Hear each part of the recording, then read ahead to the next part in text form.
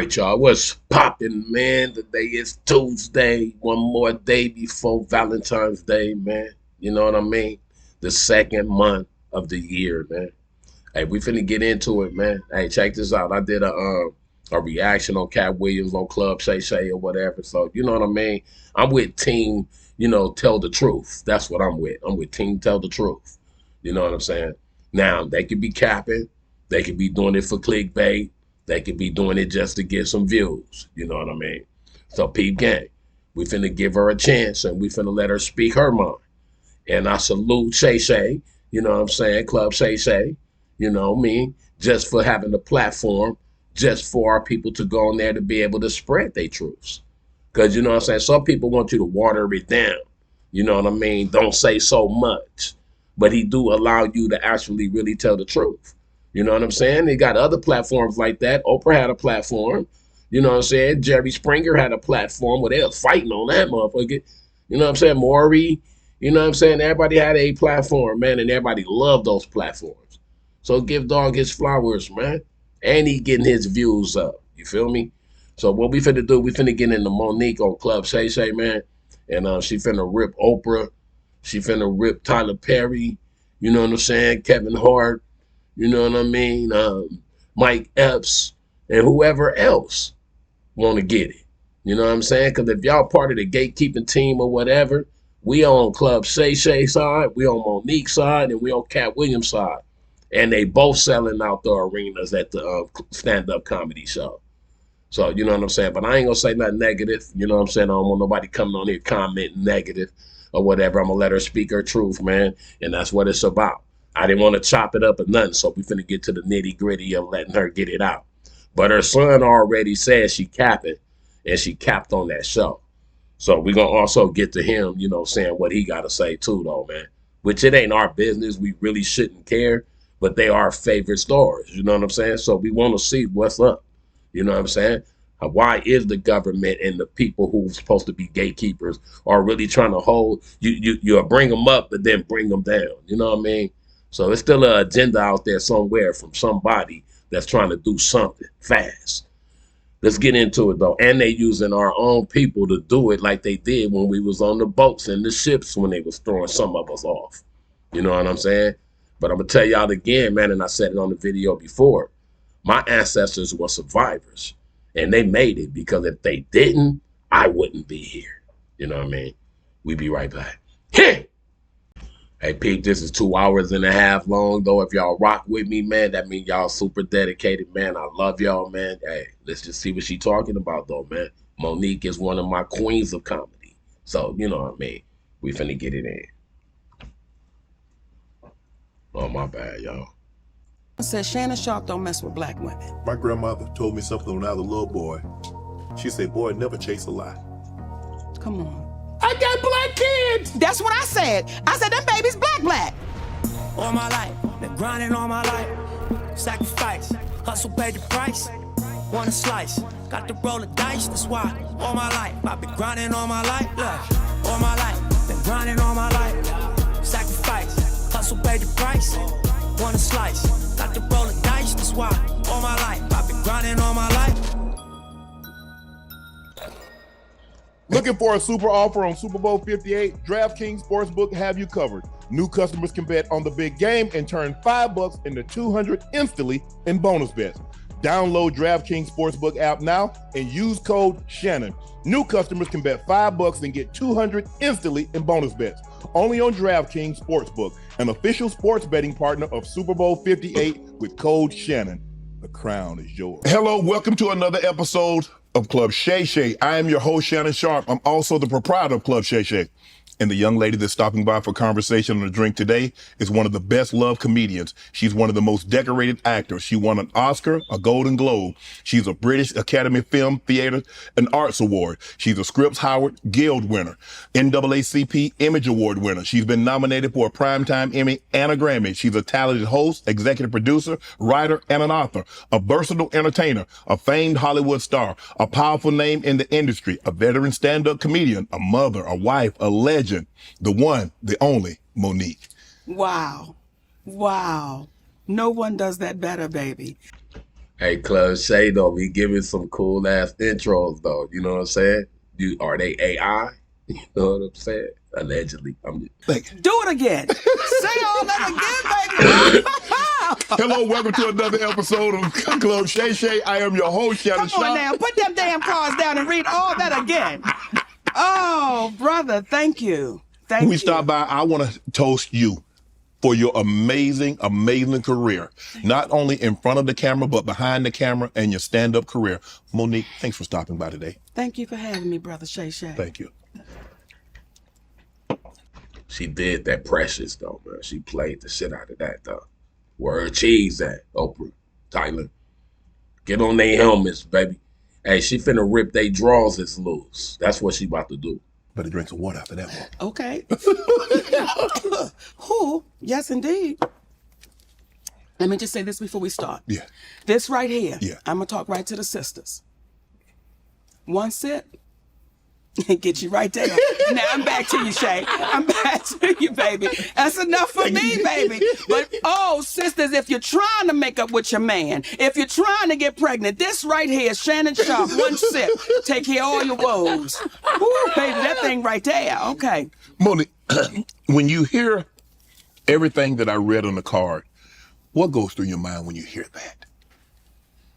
What goes through my mind when I hear you read that? I'm humbled by that. I'm grateful for that. I've been allowed to share a gift, because that's what it is. But when you start reading that, there's a part that says, who is he talking about?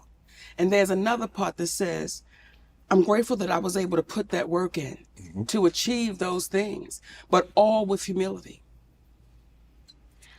You said we were talking off camera. You said, I want to get something. There's something I Yes. want to share with you, Yes. and I need to get it off my chest early. Because that's why I'm looking at you now, like, why are you going into that? Because I told you we could not talk till I dealt with you. Okay, go listen, okay. So let me say this to you. The day I watched Skip Bayless lose himself with you, and that's what he did. He lost himself. And when I watched Skip Bayless say to you, put them goddamn glasses back on, boy. Now, I know he didn't say goddamn and boy, but that's what everybody heard. And I was waiting for you to snatch his ass across that table, baby, and give it to him. I was like, Shannon, this is the perfect time. I don't condone violence. Right. I don't say be violent. But that day, I was in my feelings for 2 days. Me and my grandbaby could not watch you for 2 days. And my husband had to say, Mama, let's talk about this. Look at Shannon Sharp. He retired in 2004, but he could still get on that field and run touchdowns, tackles, everything. Had he snatched Skip Bayless across that table, he would have died in Shannon's arms that day. Right. So Brother Shay handled that right. Now we can talk. Okay? I just had to get that off of me because I know everybody around the world heard what I heard. No, he didn't say them words, but we heard it in his mind, and we was looking for you to say space and opportunity, Skip. Space and opportunity. That's that be more coming out of you. You know what? That's your Aunt Mary coming out of me. That's your Aunt Mary coming out of me, baby. I got an aunt named Mary Nell. Monique, you and her are a spitting image. I remember the very first time I saw you, and my sister and I, we were talking, and my sister looked at me and I looked at her. I said, she's a spitting image of my Aunt Mary, and you are. You are. Hopefully we're going to put pictures up when we run this. So you're from Baltimore. Yes. And I read everything that I read. When you were growing up in Baltimore, what did a young Monique want to do?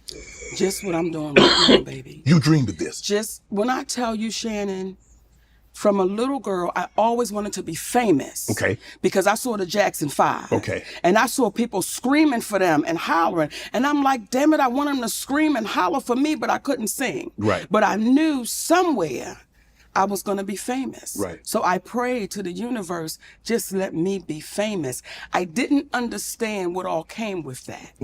As a little girl, Right. You just see the lights, the glamour, the glitz, and you fall in love with that. So that little girl fell in love with the lights, the glamour, and the glitz.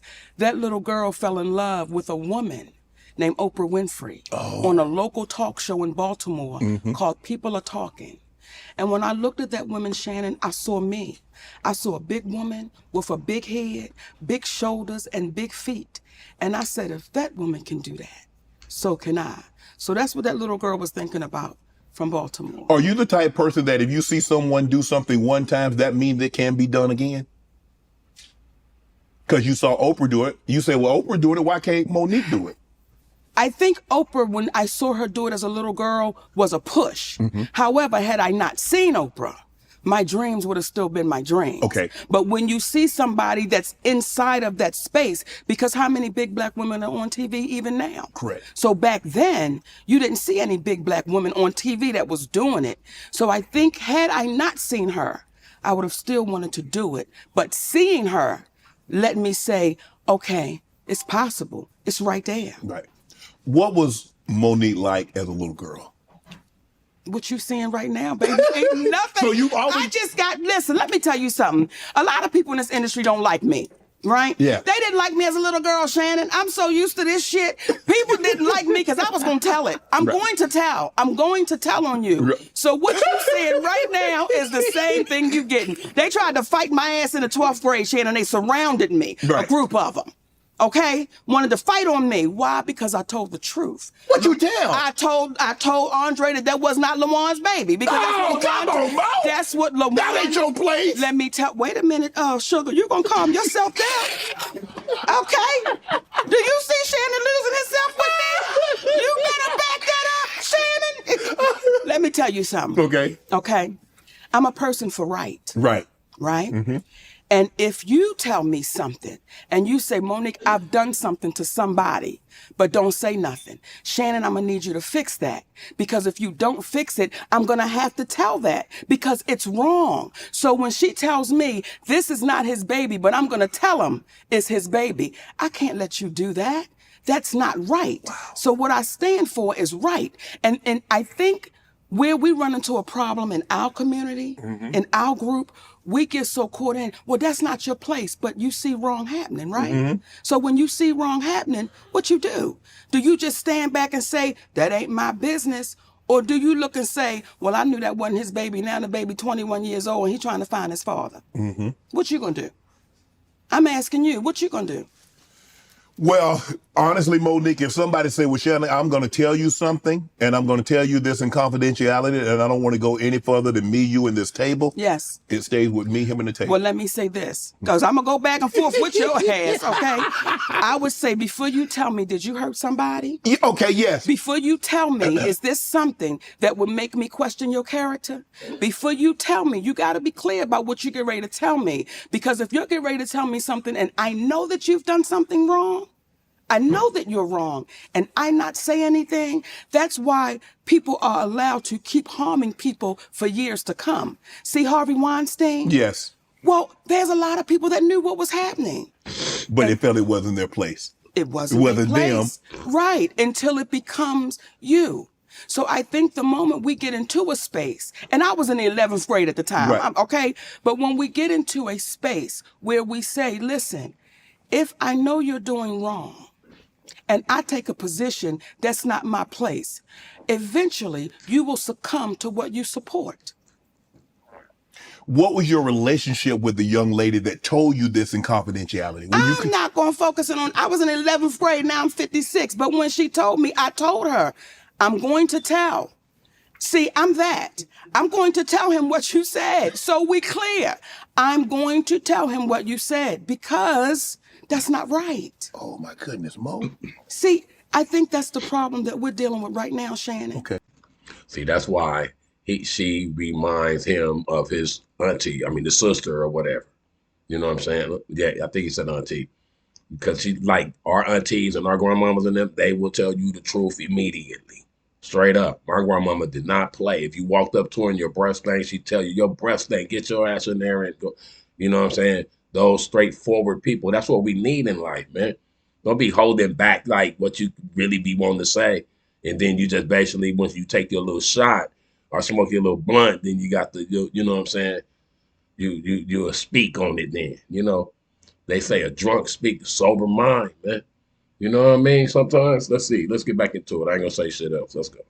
When we know something is wrong, everything Cat Williams sat here and said, right. We all know it to be the truth. However, we get so caught up in, well, I ain't gonna say nothing. Right. Well, can you believe he said it? Or can you? Or it's the messenger. It's the messenger, baby. We get so caught up in the messenger that we'll overlook the message. People have a hard time hearing a 5'5" giant tell the truth. People have a hard time with a black woman over 200 pounds tell the truth, because people that look like us, we should just be grateful we got invited to the party. Right. We should just be grateful that someone paid us attention. I've dealt with that my whole life. I've dealt with that. So when you get to a space where you say, listen, I want to be free. I want to be free. I don't want to walk around intimidated, scared, We still fearful. ain't free. What might happen? What they going They to just what letting they us going to linger. say? What they going to do? If it's your story and it's the truth, Who is tell dang? it. Because what you can do is be in a position to prevent it happening to someone else over and over and over again. So if I go back to the 11th grade with that sister who's no longer with us, rest her with that sister, I would do that again.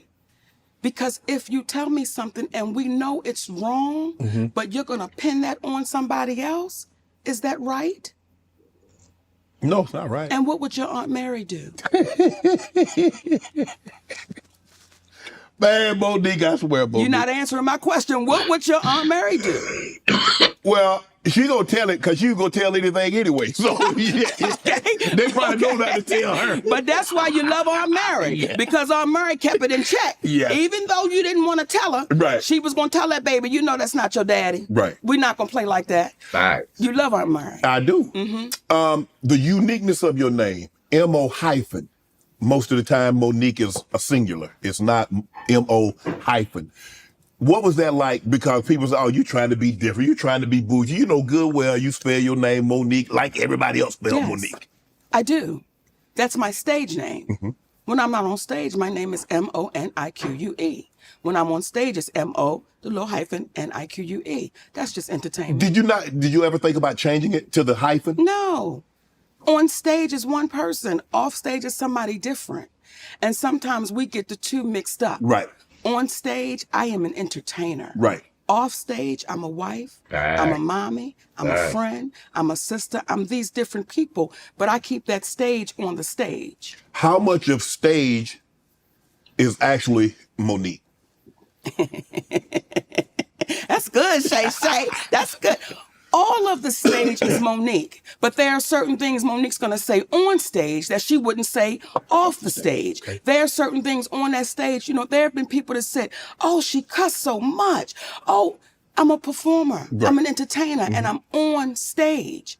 But no one will ever find an interview of me doing what I do on stage in an interview like I'm having with you. It's two different things. Right. What type of student was Monique? I read that you were in, I don't know if this is the correct way, but you were in the class that. The slower one. Yeah. Yes. Yes. Yes. Yeah. You had a couple. Say it, baby, now. I want you to You say want me to it. Spell it out. How about this here? Hey. You got 2 naps. You had 2 recesses. Okay. And you stayed in the same class. Okay, but I did not wear a helmet. Okay. Now, since you want to go there, I did not have to wear that helmet, baby. See, she's straight up though, man. You know what I'm saying? She didn't hide it like say she didn't never go. She's like, yeah, I was in one of the little slow classes. See, that's somebody that's straight up, dog. Give her her flowers, dog. Give her her money, Oprah and Tyler. I want to talk to Medea.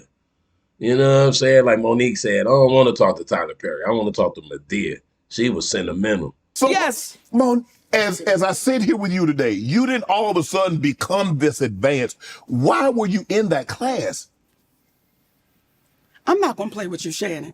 Okay, some of them damn words Cat was using, I was like, what? I said, oh, he's socking it to him. You know, I never connected with school because I always felt like it wasn't adding up. So when you're trying to teach me about the Boston Tea Party, but people that look like me is at the bottom of the boat, I can't connect to what you're saying. I never connected to, because I always felt like something was off. When they were teaching me about history, we were always the savages and we were always the bad people. And then you saw these white people be all the heroes. And as a little girl, I said, something's not adding up. Right. So I don't look at that as a bad thing. I just didn't connect with it. It made no sense to me. So you never had a problem with the learning, but the disconnect was what they was teaching and what you actually saw. Exactly. You like, what you teaching me is not what I actually see. You know what, Shannon? It's a combination. Okay. It was a combination, okay? I wasn't grasping it and I didn't believe it. So it's a combination. And when you have a child that is full of energy and is sitting in a classroom that is closed in all day long, and you're trying to tell me all that I'm not, it just did not add up to me. It just did not make sense to me. So there's no shame to it. When people say, was you in the soul class? Yeah. You know, we colored. So when you... Hey, baby, we colored. But don't overlook what you don't think is the package supposed to be. Hey, it ain't got nothing to do with no colors. White people, black people, Chinese people, Korean people, but it's a lot of slow people in every race, though. So we ain't gonna put it on no one race of slow people. It's a slow bunch in every race. Right. See, again, we come back to the messenger. Nobody thought that I would be. And I'll go to my family. Like, nobody thought, not the fat one. She's not going to be the one, not her. So I've been used to people doubting and counting me out. And for me, as that little girl, it's like one day, and that one day is right here. Even your family. So how was your family? How was your brothers and sisters? Because look, we joke. I got a brother and sister, and you know, we joke with each other, and I can imagine if the situation were, if one of us was in those class, we gonna get them jokes off, Monique. It is what it is. No one paid enough attention. Really? Like, no one paid enough attention, because though we lived in a household together, we were very individual. So no one even paid attention to what was really going on, and to include my parents. And that's not a victim story. That's not, oh, woe was me. It's just what it was. So it wasn't like, oh, you dummy. The jokes were always fat. They were always fat jokes. Mm-hmm. Well, okay. So I'm so used to that. But are you the only one in your family this baby, the only one that sneaks snacks. I'm the only one that'll sneak them damn snacks, Shannon. Right. I'm the only one. Yes. So what would you say your relationship then and now was with your family? Well, my relationship now with my family, they're my biological family, and I wish them well. Mo. Well, here's the thing. I watched you do I think it was like a little clip, and they were talking about interracial dating. Yes. And you said, why would somebody stay where they're miserable? Right.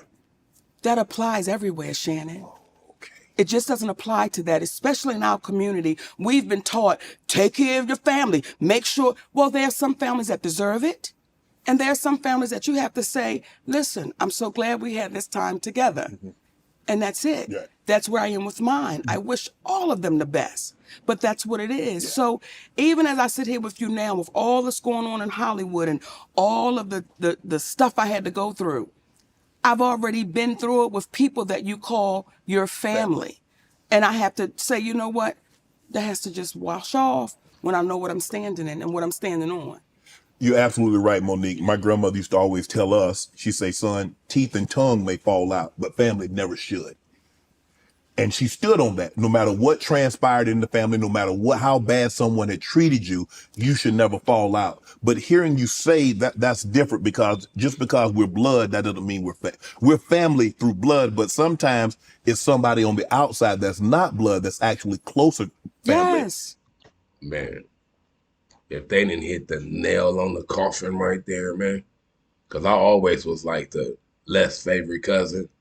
I wasn't everybody's favorite. You know what I'm saying? So I see what she talking about. And then it's like, to your family, you love them. Let them be. Let them do. You know what I'm saying? You just keep your boat floating. You know what I'm saying? Real talk, man. That's right on the head right there, man. I always been the least liked one, you know what I mean? Than the actual biological. We've been taught to say trauma is okay. We've been taught to say you mistreated me, you abused me, you violated me, you disrespected me, you belittled me, but I'm supposed to look at you at Thanksgiving and say, how you doing, Unc? That's what we've been taught. You swallow that pain. That's why people have such a problem with Cat Williams. So, all right, people baby. have a problem with people that says, I'm going to tell the truth. I'm going to tell the truth. And that causes a ruckus. And you would say, why are people upset with the truth? Hey, we was taught to tell the truth too, though. But now, today, telling the truth is basically snitching. When you hear Steve Harvey say there are repercussions when you tell the truth. Well, remember when we were children? What would your grandmother tell you? Tell the truth. Tell the truth, because if not, there will be what? Repercussions. Right. Well, now it's got turned around. When you tell the truth, there'll be repercussions. So what's the opposite of that? Should I tell a lie and get a reward? So that's how we're rolling right now. That's how we're dealing with one another right now. So when it comes to family and people saying, oh, Monique, how could you? Listen, I want to live the rest of this journey that I have in peace. I want to be with my family, in love with my man, he in love with me. We watch our babies grow and develop their own families. I don't need anything in the midst of that, because you family, that I should accept that trauma. I should accept you not taking accountability for what you've done, what you've said, and we just washed the slate. That's why we're in the position we are now as a community, as a Black community, as a community in entertainment. Everybody's been so afraid to say, look what they did to me. Look what they said. And it's like, oh, well, listen now, we don't want to ruffle no feathers, especially if the messenger doesn't fit what people should think the messenger is supposed to look like. Right. And we keep repeating history, Shannon. Is it a situation, Monique, where people look and say, well, you made it thus far? Well, it couldn't have been that bad, because if it has been as bad as you say it is, Monique, how would you have ever gotten out of B-More? How would you have ever gotten into Hollywood? How would you ever have a talk show? How would you ever be on a sitcom? So how is it that bad, Monique, and you end up like this? You know, when you first got in the NFL? Yes, ma'am. Your eyes were like this. Yes. And it was, oh, I made it. I'm here. Right. And then after you start getting in it and you started seeing things and you started feeling things and now your eyes start getting a little closer, because now you're understanding what the business is. Right. So when you first walk through the door, you're walking through the door saying, come on, baby. Oh, this is all I've ever prayed for. And when my baby Cat Williams sat here and said, no one's ever gone out to LA and got a sitcom like that. I was in LA for 3 months. And here comes a show called The Parkers. And there we go from there. It took off from there. So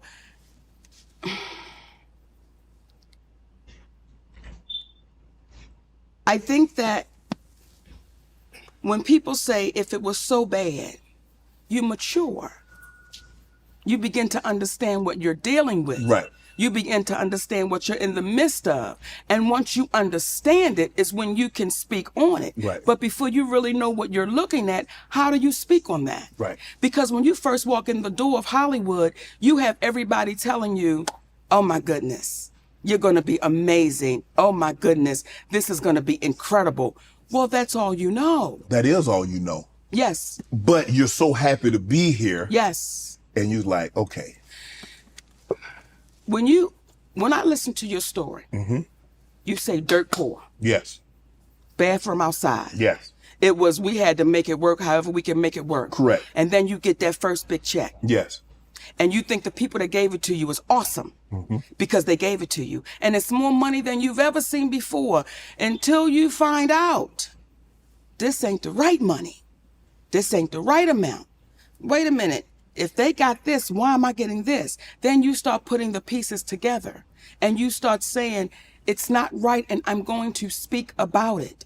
See, when I saw Taraji broken on those platforms, it was painful to watch. However, Taraji and I had a conversation over a decade ago. Yes. In my trailer when I was doing the Monique show. And she said, you know, you got to keep on getting it until your turn comes. And I said, Taraji, most of us die before our turn comes.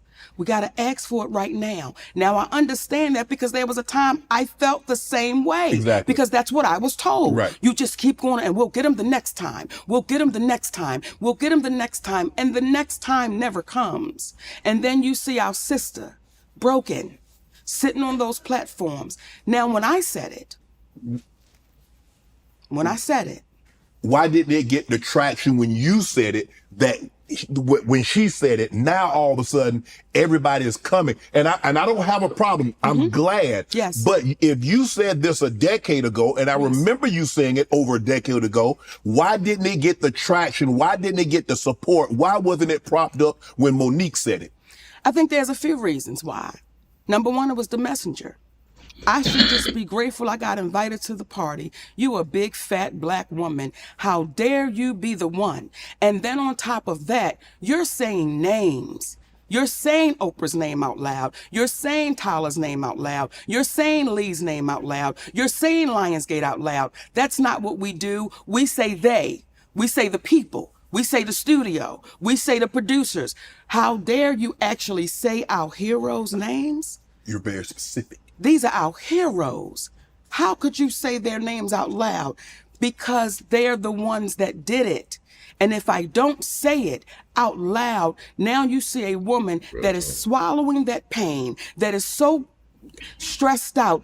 Then you see our sister Taraji P. Henson sit on that platform. And I love that baby because she's a beautiful spirit. But to see her that broken, what our community was saying was, we have a hard time, some of us, we have a hard time seeing a strong black woman with her back straight and a chin up and a strong black man standing by her side. We have a hard time accepting that. But we can accept seeing a black woman broken. Now it's really serious because she's falling apart. Our community had a hard time with those two things. And when I would hear people say, why is her husband there? Why is he there? It's a sad day when we're questioning why a black man would stand with his black woman. So when you hear black women saying we're the most undervalued, disrespected, underserved, mistreated, violated, exploited, we get all of that. Then you see a black man standing with his black woman saying, not on my watch. And you hear some black men saying, why her husband gotta be there? We're in a sad state of affairs. That's great. When we begin to question black love and black unity. So they didn't want to hear me, some of them, because of what I look like, because I spoke about their heroes, and because they saw that man standing right there strong. Did they question the validity, because we had never seen this before, not so public, not so present? Yes. The validation, for those that don't know what validity means. Did they question you and his relationship? Me and my husband? Yes. When you say question, What is like? Because they did, but I want to understand what Because, okay, did they think that was your husband, or what was he, your manager? Because he's been everything. Yes. He's your lover, he's your manager, he's your confidant. Name him. He's the father. Come on, name him. Whatever he's all encompassing. Yes. He's a toolbox with all the tools that Monique needs. All of them. And so when I heard people saying that, why is he there? Why does he have to be in every interview? Why does he have to be in the background? Why can't Monique do that? Why not? Why not? Any man should be with his wife like that, especially when she's in the, you know what I'm saying, in the stardom of Monique. And then what people are saying about her. This nigga's taking jabs at her, trying to bag on the glass. She got humor, though, to like, you know, to bag back. That's what I say. You just got to know how to bag back. That's all it is. You go back to a kid when you used to bag in school. You're an adult now. Just ante up the bags, though. You know what I'm saying? I don't care how rich they are, still bag on how they got their money. It's something. You know what I'm saying? Regardless, you got to just say something because they'll think they the shit. The ones with super big bank accounts think they the shit. When they die, they should still sit in the bank. And then they go to whatever. Why not? And that's when you see, and these are my sisters, but when you see Taraji when you see Viola, when you see our sisters speaking out, you never see their representation sitting right there with them. You never see them saying, listen, we got to fight together. Right. My husband is also my manager, which is my representation. Right. But again, we've been so beat down that some of us have a problem with this black man saying, I'm standing right here strong, Right. and I will not flinch and I will not budge. What a sad state of affairs we are now in, where you have people that look like you and I that would question why this man is standing there. Right there. And that's That her for the husband. life of me is disheartening. When we heard Brother Malcolm say, we've been run amok, we've been hoodwinked, we're now doing it to ourselves. Exactly.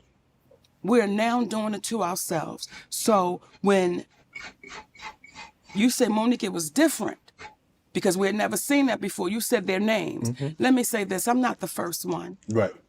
I'm not the first one, but we get washed away in history so easily that we start thinking, oh, this is the first one, this is the first one. Her name is Claudette Colvin. And she's not the first one, but she was before Rosa Parks. But because Claudette Colvin did not fit the picture that they thought she should look like, she was dark-skinned and she had coarse hair. And because the organization, I believe it was the NAACP, did not think she would be accepted by the white people, they had to get somebody that they said the white people could accept.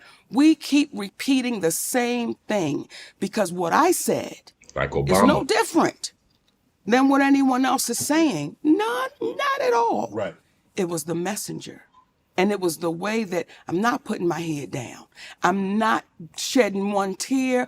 I'm not going to say, I don't want to say their name because I might get in trouble. I'm going to say all of it. Right. Because when you really think about that little girl coming behind you, what I don't ever want that baby to see is me broken.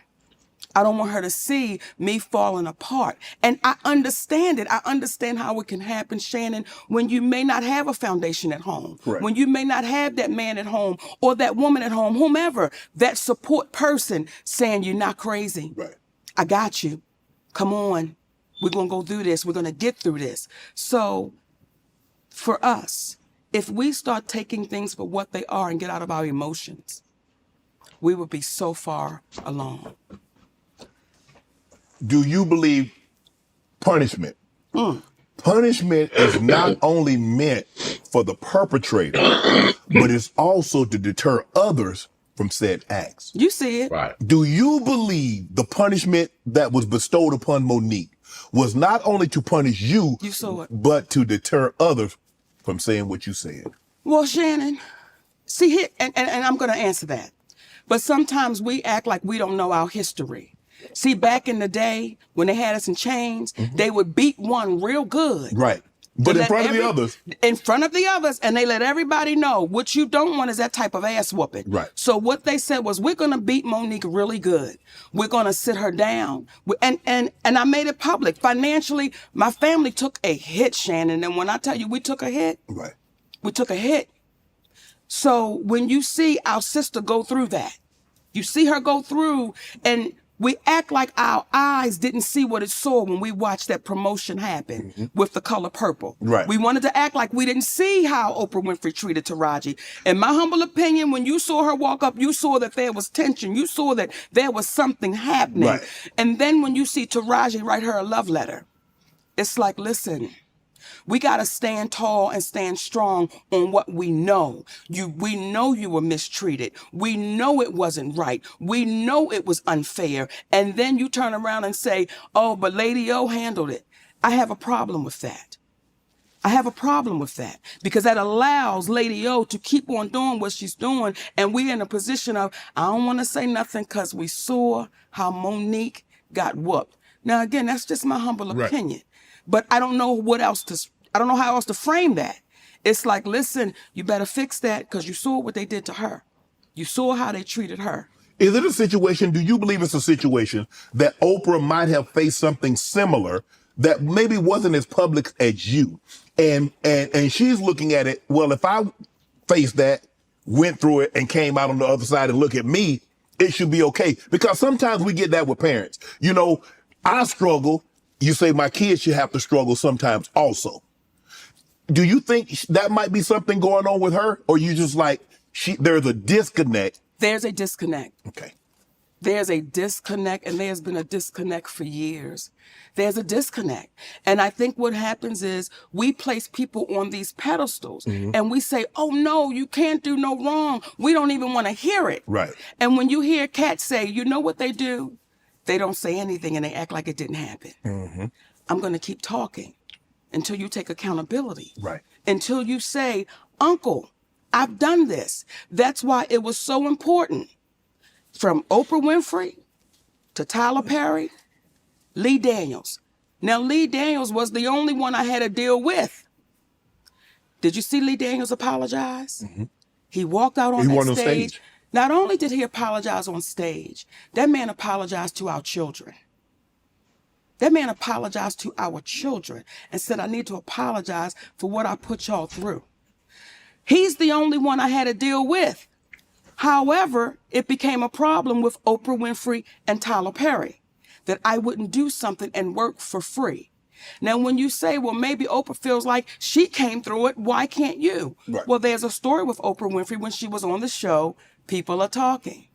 Richard Shay was making $55,000. She was making $22,000. These are her words. It was her co-host. She said, I had to leave because they wasn't paying me fairly. Now you say a black woman who did nothing wrong, and you're in the midst of this situation because she called me, Tyler Perry called me, Lionsgate called. When you were on the phone with my husband, you said, I agree with Monique. I agree with the position she's taking. But when it came time to say it out loud, Oprah Winfrey went totally silent. Now, to Tyler Perry's credit, Tyler Perry called us up, right? And he said, I can see the pain in you and I can hear it. And I want to let you know that I would never do nothing to hurt you. But the conversation kept going on. Only for Tyler Perry to admit he did start a rumor that I was difficult to work with. He lied. Only for Tyler Perry to admit I was wrong. And when my movie Boo come out, I'm going to say that, right? Now, here's where, when you did that interview with Kat, I could respect how you do it. Because Kat said, you let them people lie in your face. And your response was, Kat, I don't know if they're lying or not. right. Because I can only take them at their word. At the word. Right? Yes. Well, we sent you the audio of Tyler Perry. I don't want you to take me at my word. I want you to hear his words. And what did you hear that man saying? What did you hear that man saying? He said it. What did he say? Is Monique, you know you're not supposed to be recording people. No. Let me back up. Okay. Everything we did was legal. And here's where a black woman really gets the kick in the ass. Had I not recorded Tyler Perry, then it would have been my word against his. And then on top of that, it would have been, he's so powerful, we can't even pay no attention to that. Right. Well, now I have him on audio, which is legal to do where we live. Right. Okay? We have him on audio. And do you know what some people then said? Why would you record him? Just like you sat there and said, you know it's illegal to... But did you hear what the man said? I violated you. Yeah. I mistreated you. Yeah. Do you know, Shannon, that's cost my family tens of millions of dollars? Yeah. Over a lie and a rumor? Is he gonna compensate you for that? I want you to look in your camera. Yes. And I want you to talk to Tyler Perry because you heard what that man said. So ask him, will he compensate my family for that? Tyler, will you come on Club Shay and let's have a conversation about the fair compensation for what transpired between you and Monique? You can sit right here and she's sitting right here and you and I can have a conversation. And we'll do you one better. And give me 5 on that, baby. We'll do you one better, Shay. My husband and I'll sit right next to him. See, with this whole situation, and some of the people that Kat talked about, ironically, I have this issues with those same people. There were people that reached out to Tyler Perry on my behalf. Okay. And I was grateful for that. Okay. There was Al Sharpton, the Reverend Al Sharpton, civil rights leader. Yeah. I sent him that audio. He listened to it. He said, baby, what that man did to you was wrong, and you're like my daughter, and we're going to have to get him to fix that. Right. We didn't hear from Al Sharpton for 6 months. The next time we saw Al Sharpton, he was on a podium talking about we don't need to fly commercial because we can fly Tyler Perry's private jet. I said, that's why maybe I'm not hearing back from him. Okay? Then we had our beautiful sister, Stephanie Mills. Yes. Okay? Who is, she don't play. Yes. Right? I told her what happened, sent her the audio. Now, I don't know if she listened to that audio or not, but however, she called Tyler Perry. She said, Monique, Tyler Perry does not want to revisit this.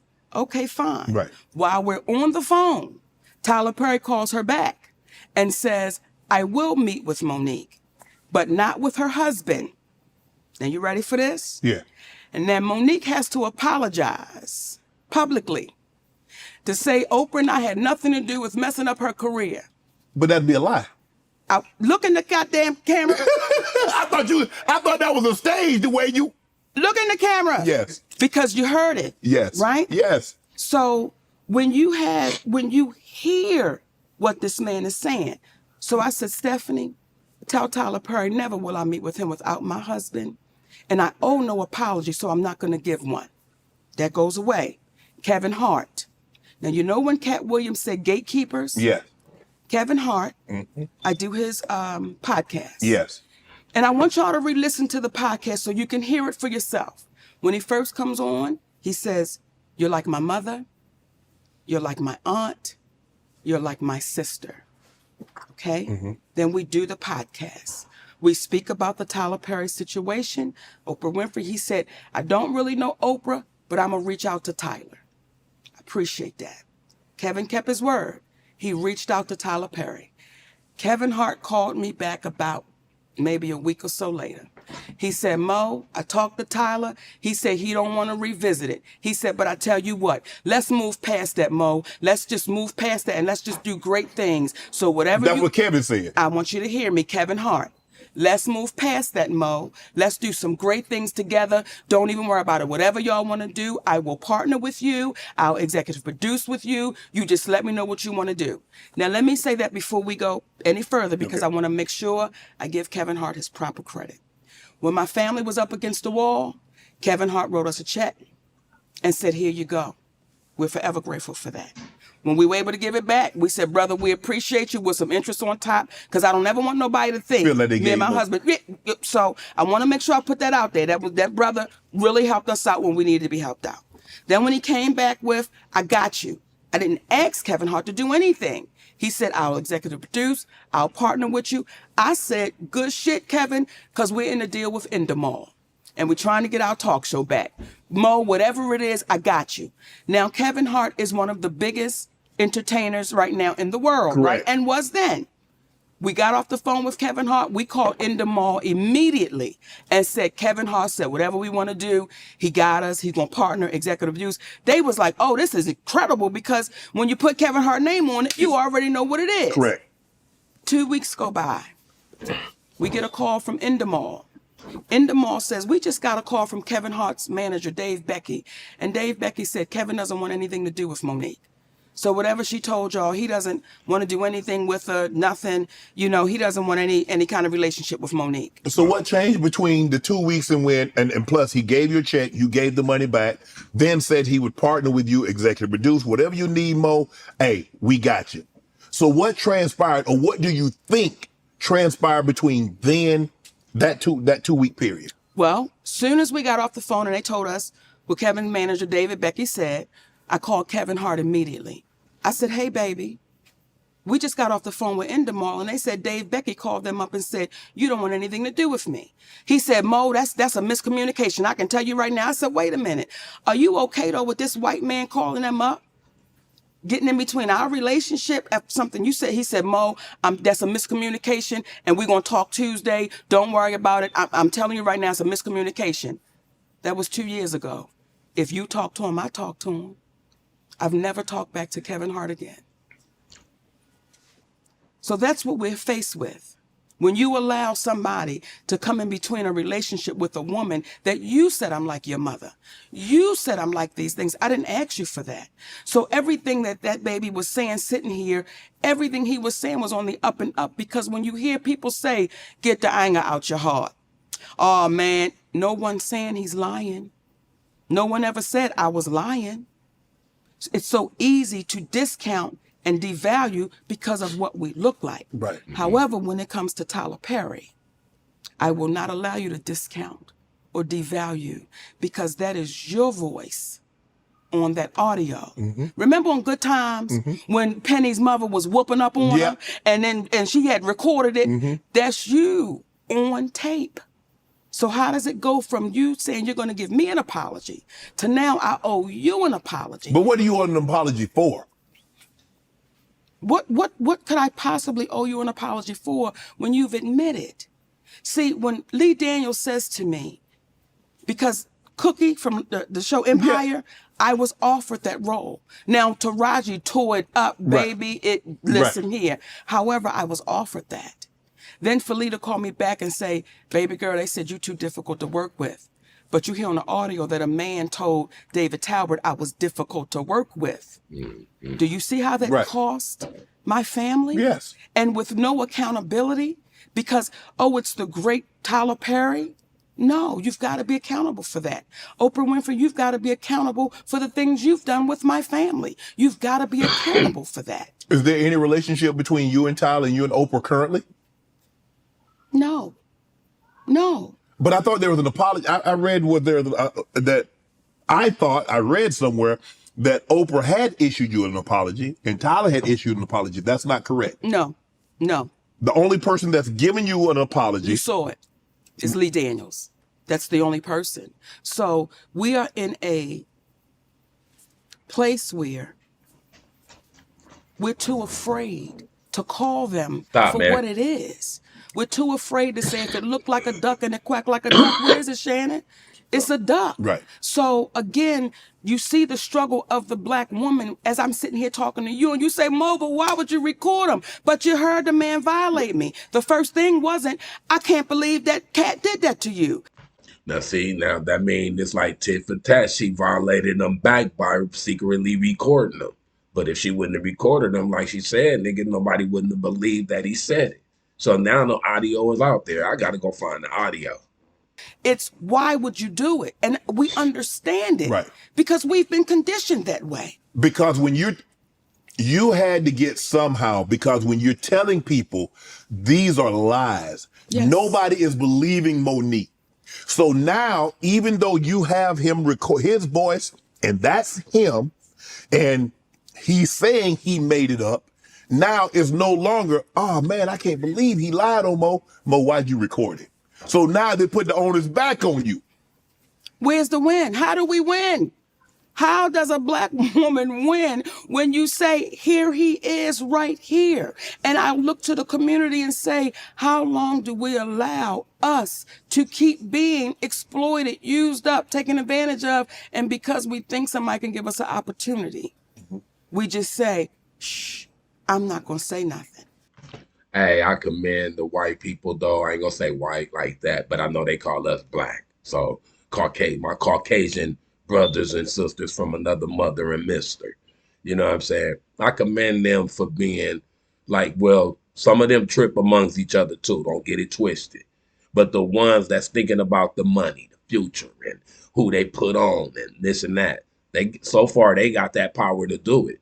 Our people that do got the money to be able to do it work for them, and it's like it's holding other folks back just because of who they want in that circle.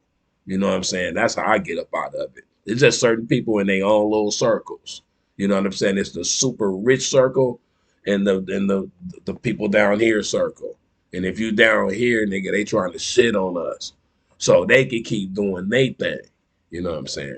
That's how it pretty much is, man. And we'll infiltrate each other. If the white man say, I give you a bag right now, going to knock him off, that brother gonna go knock his own brother off. That's what it's about, man. I look at it like, shit, man, I agree with him, man. We stupid in the motherfucker. We weenies. We just can't protect our queens, our kids. We get caught up in shit. We killing each other. I don't even want to say it, but I'm gonna say it eventually. But we whack, dog. We whack the Bloods and Crips. I never hear y'all say Bloods or Crip. None of y'all. Y'all, man. As a black race of dudes, everybody and their mama got choppers now. Y'all using them on each other. That's stupid. We're gonna get back to the story though, man. That shit just like brought me out of character real quick. I support y'all Caucasian folks. Do y'all thing, man. If we keep operating like that, Shannon, that's crazy. You're gonna have a whole lot of us sitting right here in this same seat, almost telling the same story.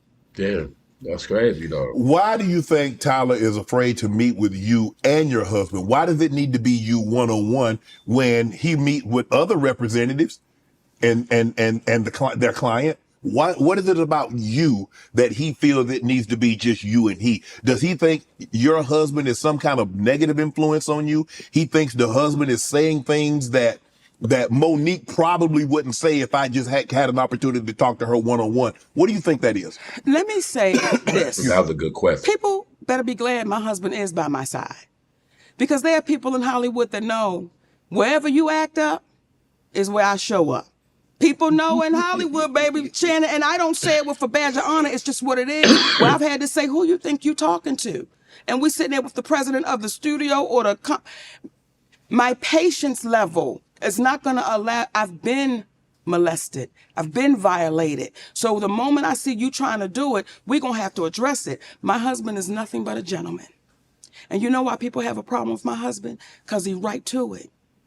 There's no, we're going to dance around the bush. He's right to it. Right. And people like Tyler Perry, people like Oprah Winfrey, they look at my husband and say, how dare you be so direct? Right. How dare you not put your eyes down when you're talking to me? How dare you do that? My husband is also my manager. Why would he want to exclude my management? It's like, Tyler, you should want my husband to be there. You may want him to be sitting right there so that way we can have a conversation that everyone can be heard. Mm-hmm. But I appreciate you, Shannon, because most people are too afraid that's heard the tape. They're too afraid to say, no, I heard it, and this is what he said. Mm-hmm. I appreciate T.S. Madison because T.S. Madison was the first one to say, no, I heard what he said. Mm-hmm. So when folks were trying to jump on her, she not down for the black woman. Listen, baby, y'all don't even understand the fights that sister be having when ain't nobody watching for the black woman. Right. So I appreciate you looking in that camera. Right. Well, I mean, look, sometimes there are some black people, some, not all, some, that my grandfather used to say, Mo, is that if you're not careful, you'll become the very thing you despise the most in a person. Now, what do we despise most about Trump supporters, ex-President Trump, is that no matter what he says, no matter what he does, they give him an out. There's some people in our community, no matter what powerful black people say or do in our community, we'll give them an out. And we can't. And we become the very thing we despise the most. What we despise most about ex-President Trump supporters is that no matter what he does or says, it's okay. Yes. We can't do that. We can't. If somebody's wrong, like you said, Mo, if somebody's wrong, we have to be man or woman enough to say they're wrong, regardless of what comes along with that. They don't know. They don't understand what them saying, I'm sorry, will mean for them. See, when I read because that's not for you. And I'm sorry, it's not for the person that you offended. It's for you. Because currently you're in hostage, your feelings, because you have to live with that. You've got to live with that. What you've done. So when you see a woman say, me turning 70, I'm so happy because I've never hurt anyone. Stop it. Stop it. Because there's a black woman that has been calling your name for over a decade that you seem to want to make go away. And I know I'm not the only one. Would you sit, if Oprah called Mo today, would you sit down and have a conversation with her? Let me tell you what I'll do if Oprah called me today, Shannon Sharp. We will sit down and have a conversation with Oprah Winfrey. We will sit down and have a conversation with Tyler Perry. We will sit down and have a conversation with the presidents of Lionsgate. We will sit down and have a conversation with anyone that is, I'm going to say brave enough to sit down and have a conversation. But what happens is within seconds, Within seconds. If Tyler Perry was to sit right here, you would say, man, I heard you. What you trying to tell me about this sister? Within seconds, Oprah Winfrey would know that people would say, hold up. See, when I speak about Oprah Winfrey, and let me be clear, I love that sister because she's our sister.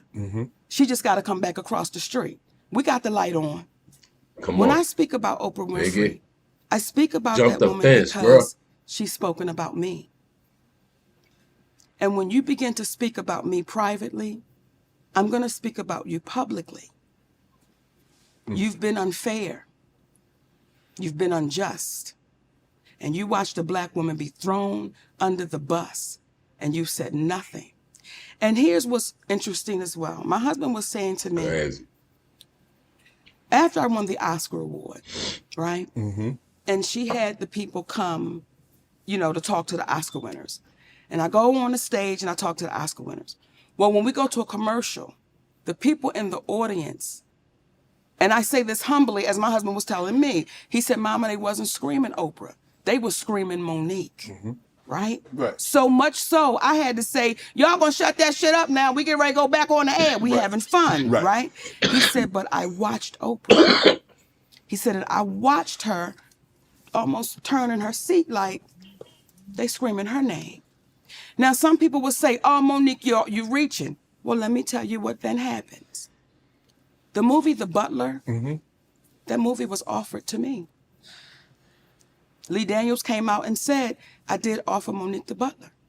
But as he said to me, he said, Mo, at the time I didn't have no power and I didn't have no money. So when Oprah said she wanted it, so who played the lead role in The Butler? Oprah Winfrey. Lee Daniels was getting ready to do a biopic on Richard Pryor, and he offered me the grandmother. Who then calls Lee Daniels and says, I want to be the grandmother. So as you're looking at me, it's the same way I'm looking at that sister. And I'm saying, why don't we sit down and have a conversation? Because the way things could look, it may not be that way, but just the way things look, Oprah.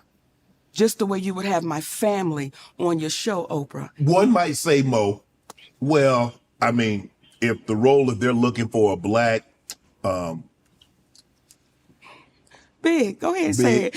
Shannon is so careful with his words. He want to say fat black woman. If the role looking for a fat black woman, Mo, but he was like, you know. But I want to keep my podcast, Mo. Y'all ain't finna cancel me. That's why we love you, Uncle Shay, because we want you to say it, a fat black woman. Now, me and Oprah fit the damn description, Shay. Fat black. Don't we fit it? You do. But I'll be right back in the bed. I'll be your neighbor up there where you live at. Listen here. So,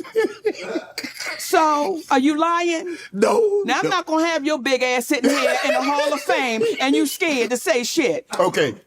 And I want to excuse myself for any of the babies that might be watching this because I wasn't going to say no spicy things. But Shay get me wrong now. Come on, Shay. He is kind of acting like a slight weenie, but it is so many things you can say. But it's like, man, we got freedom of speech. That's his broadcast. You should still supposed to be able to talk. You know what I'm saying? Who trying to stop people from talking? That's one might say, or people might say, well, Mo, I mean, the role calls for a heavyset black woman. You, Oprah, y'all fit the role. Yes. How do we know that she wasn't offered the role along and people think that she's better, more qualified than you? It don't work like that, Shannon. You can't offer me. Once you say, I want you. Right. That's what it is. Okay. Yeah. But I don't have the money to fund a production. Right. I don't have the connections to go to the studio and say, listen, I want to do this movie. She does. Right. So when Lee says, hey, baby, she got the money, go get it. But someone would just say, how is that working out like that? How is that happening like that? How is it that things that was offered to Monique, you seem to be playing? Now, I told Oprah about that. See, everything we're saying to you right now. You was having a conversation with her. Listen here. I don't play the behind the back. I don't play the I'ma share it with Shannon. There's one thing I will share with you that I've not shared with anybody. Okay. But I don't play the behind the back and all of that. I say, listen, let me try to get to you first. Now, if you avoid me, okay. But I tried to be respectful.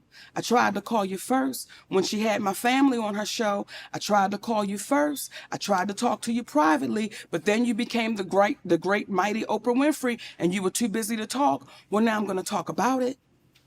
This woman has overstepped with me in so many ways that somebody would say, if we wasn't Monique and Oprah Winfrey in the entertainment business, and we was Monique and Oprah Winfrey that worked at Costco, I see you in the break room. I see you at your cash register. And I think Monique beat the shit out of Oprah too, though. Straight up, though. She just looked like she can't fight. Real talk. I mean, it's my sister. She cool. But when you're doing the other community wrong that we ride with, we got to look at what they talking about and ride with them. Y'all not helping right. Then y'all had people like donate money to the Maui fires and shit, and y'all billionaires. Y'all trying to take from the poor to... Because she's overstepped. Excuse me. So I don't know, Monique. This might be the term crossing of the Rubicon. We might be going too far. If you feel that way, because clearly if you feel this way, now Yes. I get why you feel this way. I don't know, like I said, I don't know this. I'm taking you at your word.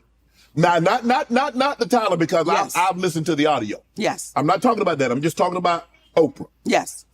I'm just taking you at your word. Yes. If you feel this way, is it possible she feels the exact same way about you? How could she? How could she?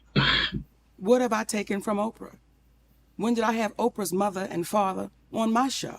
Mm-hmm. When did I have anybody come and speak about Oprah Winfrey on the Monique show? That's never happened. So how could she feel that way? Would you have done that? Had her family on? Yeah. Let me tell you how we operate. When we had the Monique show, there was a comedian on there. Mm-hmm. And he was trying to joke T.I.'s wife, Tiny. My husband walked out in the middle of his set. He said, cut. He said, brother, we don't do that here. We uplift our folks. Mm-hmm. We don't play that. So no, I would not have done that. When Oprah Winfrey had my family, and I'll tell y'all, and I'm looking around, baby, because there are people here. Yes. Okay, and I don't want to be rude to the people at Shay's club. You got other people in the club, mm-hmm. right? When Oprah Winfrey called me up, and she said, I got a call from your brother. And this is after I won the Oscar award, mm-hmm. right? And your brother wants to come on the show, and he wants to apologize to you for molesting you. And he wants to tell other people how to look out for a predator. Right. I said, Oprah, I don't want anything to do with that cat. I said, and then she said, well, if you want me to scratch the show, I will scratch it. I said, sis, don't scratch it because he could be a different person. Mm-hmm. And I don't want to get in the way if that cat is a different person. I just don't want no parts of it. Right. Okay? Mm-hmm. When I hung up that phone, Shannon, I was like, I appreciate that sister. Like, she didn't have to call me. She didn't? She didn't have to call me and say, right. I'm going to have your brother. Right. I start seeing commercials with my mother and my father and my other brother who used to be my manager, mm-hmm. who knew the fear that I had with the brother that was up on stage, right? Mm-hmm. We never talked about my mother being there. She never told you that. You know how you feel about your grandparents? Yes, absolutely. You know the honor and how you speak about them? Mm-hmm. Imagine you then seeing your granddaddy and your grandmama on a show, and they're talking about somebody that violated you, and that woman didn't tell you that they were going to be there. How would you feel? I would feel like you felt betrayed. That is exactly how I felt and how I feel. And it's not, no, I understand it. But you betrayed me, sister. And I'm not the only one. Because at the time when she called you, she said it was just your brother. Just my brother. And when my mother was on that show, do you know what I had to deal with, Shannon? What's that? I would be in the store, and I would have elderly women coming up to me, and they would say, your mama ain't shit. Wow. Now, they wasn't lying, Shannon, okay? They wasn't lying on, baby. Sometimes you gotta let the truth be the goddamn truth. Sometimes you got to just go with it. But still, it's my mother. It's your mom. And I'm in here, and because when she went, I'm having to defend something, and I got that often with them telling me what my mother wasn't, because you did not tell me. Had Oprah Winfrey said, I'm gonna have your mama, I'd have said, shut that shit down. I don't need nobody seeing my mama be greedy. I don't need the world seeing. Shut it down. Now there's a white woman named Barbara Walters. Mm-hmm. They called her first. And she said, Monique, I told your family, I can't do that to you. I wouldn't do that to you. Hold on, y'all. Real quick, though. Oprah Winfrey was raped, too. So, you know what I'm saying? I'm looking at this little thing right here. You know what I'm saying? And this is what she said right there, though. So it's like, you know, I think she made hers public or whatever. So I feel like she just wanted, you know, just to speak on it. You know what I mean? So never know why she did that. But then again, it looked like she did kind of shit on her. Just won that award. Like, why would I do that? Yeah, you're here. Why would I bring something that I know that you don't want to talk about? You lived it. Why do I need to replay it again? Ask her. Your camera right there. I was trying to. I know, baby, but ask her. See, this is where it get juicy, right? Yeah. Because you're saying the right things, but you're asking me questions that I can't answer. Right. I can't answer why Oprah Winfrey did what Oprah Winfrey did. Yeah. Only Oprah Winfrey can answer for her actions. Yes. So again, stop being scared. No, I knew that would get him on Mary. I knew that would pop him back in, baby. I knew that would get Uncle Shay. But even this show, I have a producer and I give him a lot of leeway. But I've had people reach out and say, well, a family member said something and I want to come on your show and refute it. That ain't what we do here. Right. It's like, it ain't gonna happen. It's almost, you don't cross that barrier. We don't do the family thing. You don't do the family thing. And I'm gonna bring this up. I wasn't gonna do it, but damn it, this seat. You might want to have another Look, this seat make you go, truth, tell it. No, tell the damn truth. God damn it, tell the truth. Because family is sacred. It's supposed to be. And we don't cross the line with family. Real shit, though. And people begin to get comfortable to jump on the Monique bandwagon of Monique doing things wrong, and she doing this and she doing that. And there's a brother named D.L. Hughley. Yep. And until he take accountability, I won't let it go. What? Because, what was you getting ready to say? I was going to say, what did DL do? Let me tell you. Baby, that voice went up, didn't it? DL is friend. He like, that's my friend. No, I've met DL on several occasions. I don't know DL like that. Okay. Do I know DL say like I know an earthquake? No. Do I know, since I've interviewed Cat, had several conversations with him, do I know DL on that level? No. Right. See, when we say family is sacred, right? Family is sacred. And we know that you don't cross the line when it comes to family. Correct. Right? I do DL's radio show. Yes. DL Hughley is not there. His team is there. Mm-hmm. And Shannon, we having a great time. I mean, baby, we having a great time. We going forward, back and forth. When we get to the end of the show, they say, Monique, you want to play a game? Well, I want to play. I said, sure, sugar. Let's play a game. And it's a game called Would You Rather. Oh. Okay? Now. Monique, you should have said, I'm too old for this game. Wait a minute. We're having fun, baby. Right? We having a good time, Shannon. Okay. It's the sister there and there's two other guys. We're having a great time. It's a beautiful Black unity cookout. Okay. We're having a good time. Okay. Would you say your wife was your family? Is that considered family? Yeah. So your husband is considered family, Absolutely. Right? Okay. So here we go. They said, Monique, we want to play a game of Would You Rather. Let's go.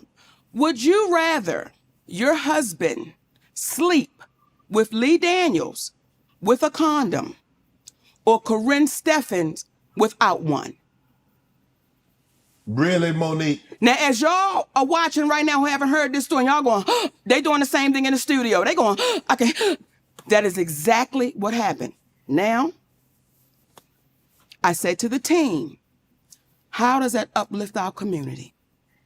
I said, sister, and her name is Jasmine, how could you ask another sister that? Well, we just planned. I said, tell me the joke in that, because I don't know what you're insinuating.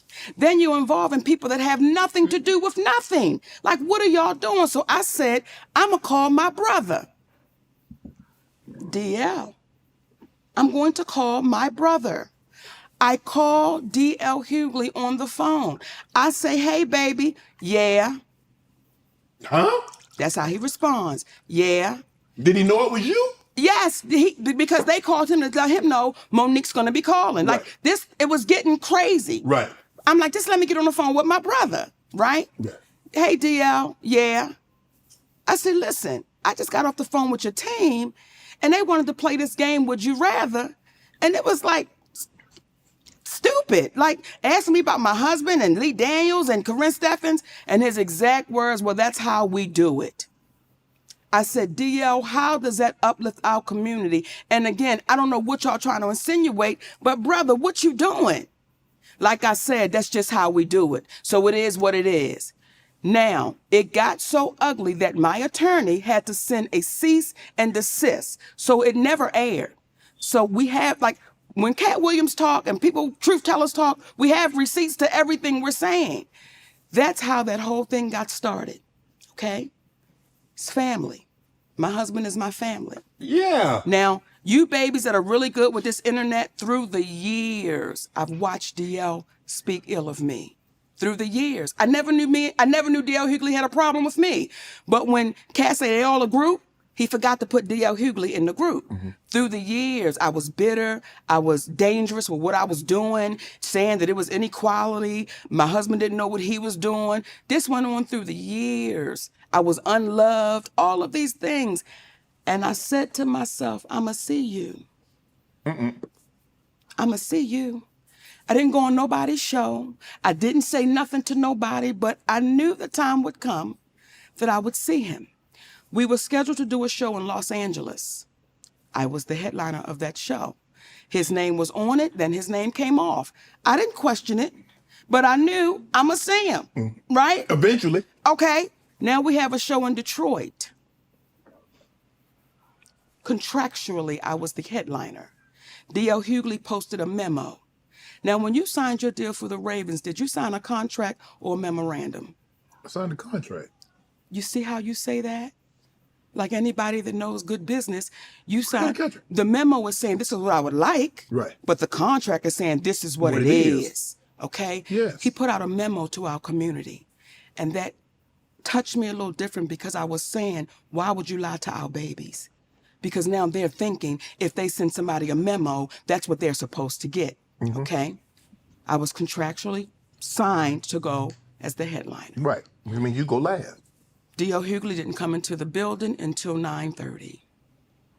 Now, contractually, I said I have to be on stage by 9:30, because if the show starts at 8, I refuse to keep an audience waiting. Right. That is disrespectful to the audience. Correct. When I went out on that stage, Shannon, I made sure everything I said, he heard me. Because now you're here and I'm going to say it to you. Mm-hmm. And I said some things on that stage that I said he was cowardly. And some folks said, how could you say that? How could you do that? And then I posted some things to say, this is what I meant. See, you came after my husband. And when you had a chance to fix it, when you had a chance to say, Mo, my bad, you know, we don't even get down like that. Right. You told me it is what it is. And until he's brave enough and courageous enough to say, this is what really happened, y'all. Y'all have never known me to be no shit starter. Folks ain't never known me to go over and kick a sandwich out of somebody's hand that's hungry. But what people do know is, if you kick me, damn if I ain't gonna kick you back. Right. Because that's fair play. Right. So there was one left out the pack. And when you have people that continually don't take accountability, that's why you see us in the state of affairs we're in. I'm a firm believer, Mo, that everybody don't play the same. And someone once told me, what is joke to you is death to someone else. What is joke? That's why we don't play with people's families. No. When we had the Monique show, the radio show, listen, you can't come on here and speak ill of no one because we don't play like that, because we know how this business works. Right. So when you allow that to happen, what do you think is going to come back your way? What do you think? And D.L. Hughley, please, no, brother, we still love you. Just take accountability for it. And we move forward. I remember reading something about the situation in Detroit. I didn't know the depth of the magnitude of it. I remember reading something about a memo about, I guess it's an addendum that was added on, but the contract is the contract. The contract is the contract. And what happens is, because of the messenger, it was easy to pile on. Mm-hmm. It was easy to pile on. And then when you have some of our black folk that go sit in front of a white man and speak ill of their people, I'm like, y'all, what are we doing? What are we doing? Put them out the community. What are we doing? What are we coming to that we're going to sit in front of this white man? I can't even say his name. I refuse. Everybody know who he is. We sit in front of him and we just let this man say any and everything about us, and then we go right in with him. That to me is dangerous. Mm-hmm. And y'all babies that's good with this little computer, don't take my word. You can just go through the years. A lot of people like that shit, though. A lot of people like, hell yeah, we told you we was the higher, you know what I'm saying? Whatever, but they, not me. I love everybody, but they fucking it up. Everybody out there is fucking up that, well, excuse me, my bad, y'all. That race shit. Everybody. It ain't us. You know what I'm saying? We at home loving everybody. Of this cat just running his mouth. Mm-hmm. And it's like, stop doing that, like because what are we saying to the babies coming behind us? We're going to continue this, but I want to get into where you're from, the DMV. Yeah. Do you realize, like Chappelle, Martin, Tommy Davidson, Earthquake, yourself, what's in the soil in the DMV that got you guys? I mean, you've done television, stand up. All these guys have done television and stand up and are great at it. When you look at like Chappelle walked away from it and said, nah, I'm going to do my own thing because I'm not going to let you guys hold me hostage. Yes. But Martin still does television. Tommy Davidson doesn't do as much television. Quake is not in television. But he has all his gigs going on. When you look at the success that a Chappelle, Martin, Earthquake is having, and you say, well, hold on, ain't none of them guys win no Oscar. Ain't none of them guys did what I did in on the movie set. And they're having the commercial sense that they're having. That should be Mo. If I was a white woman, do you know what my name would be? Wealthy. Melissa McCarthy. Oh my goodness. If I was a white woman, my name would be Melissa McCarthy. Same track record. 5-year sitcom and syndication. Same track record. The opportunities are not the same. So when you have, and as you read all of those things off, and you say, wait a minute, Mo, none of them have this, none of them have that, we get judged by a different stick.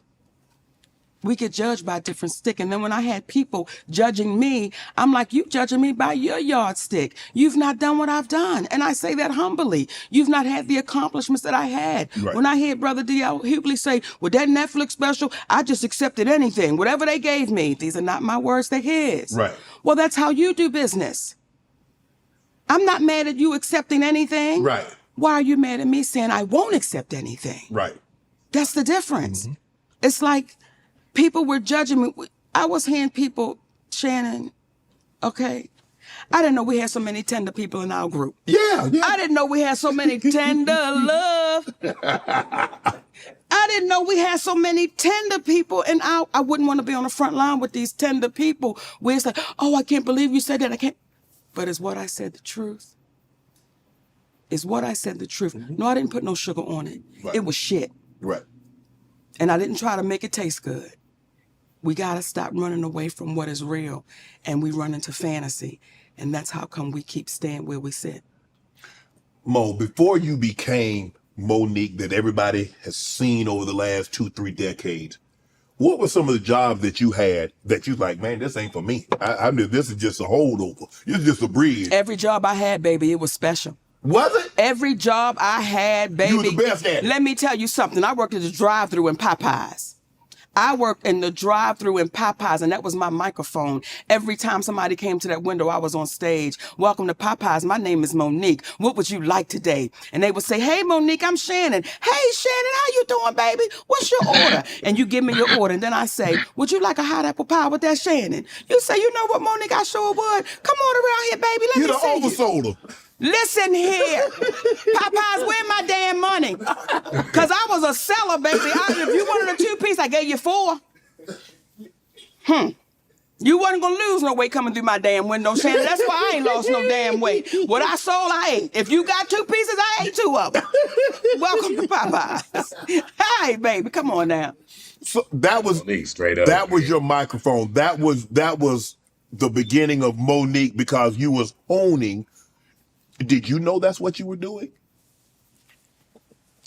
What I knew I was doing was walking in my dream. Real shit. The microphone said it's possible. This part of when mine. I stood in my bathroom mirror and I wrapped the towel around me, and it didn't go all the way. I wasn't devastated. Okay, I don't know if they just didn't have enough money to buy me a whole damn towel, but I would still stand there, and that was my gown. Right. And I would pick up that brush, and I would say, I would like to thank. So I've always seen it. Did you always know that was Oscar always in the back of your mind? Did you always? Oscar was never in my mind. You just wanted to be in TV? You wanted to be in show business? What aspect did you want to do? I wanted to be famous. I loved what it looked like with people being famous. I didn't know to say, I want to be wealthy with the fame. Right. I didn't know to be specific to ask for it, but I wanted to be famous. Who did you know that looked like Monique that was famous? Oprah Winfrey. So do you see how far this relationship goes? Mm-hmm. That's who I knew that looked like me. See, when people always ask me about the Oscar, right? But no one ever asked me about the Image Award. No one ever said to me, what did it feel like when they called your name for the NAACP Image Award? And they were people that looked like me, right, because we put so much weight on that award that it's such an honor. And it's an honor for any award. Right. Not just that one, but as a little girl, I never watched the Oscars because nobody looked like me winning. So I was like, this is not for me, but when I watched the Image Award, baby, those people look like me. Right.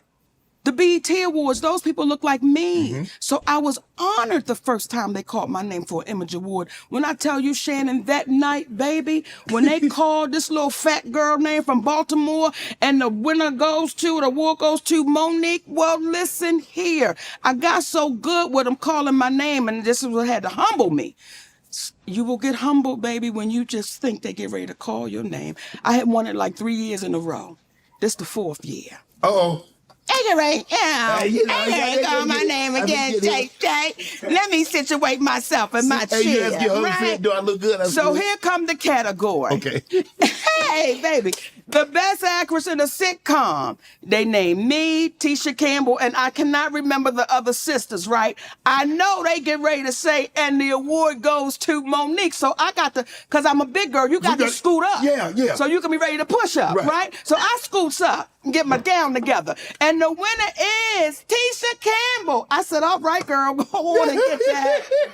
That humbled my ass and sat right back down. But it was never the Oscar for me, baby. Right. It was never the Oscar for me. So how did stand-up happen? Stand-up happened on a dare. My brother came home one day and said he went down to the comedy club to do open mic night. Mm-hmm. And he did so bad.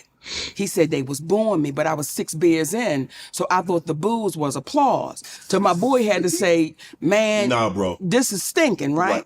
So we cleaning out the pool. And he says, I said, if I was there, I would have said, and that was 30 minutes of what I would have said. Then he said, I dare you to go down next Wednesday and do open mic night. It was a club called Burke's in Baltimore. Mm-hmm. I went down that next Wednesday, Shannon, and I got a standing ovation.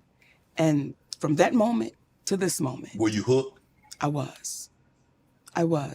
It is nothing like, and I'm sure you can appreciate and understand, when you walk out on that football field, mm-hmm, and you walk and you smell it and you walking into it and that little boy in you says, I'm here. I'm still there. That little girl in me is still saying, I'm here, but I'm a grown woman. Right. And I'm saying, now that I'm here, you got to pay for it fairly.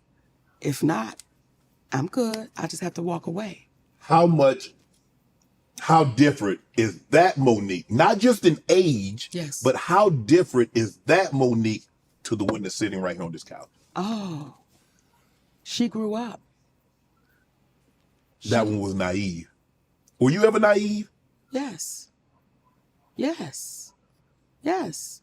When you first come to Hollywood, Shannon, and I got a show called The Parkers. After I was in Hollywood less than 90 days. Wow. 90 days. And you have agents and you have managers and you have attorneys, right? And they're telling you all the good things.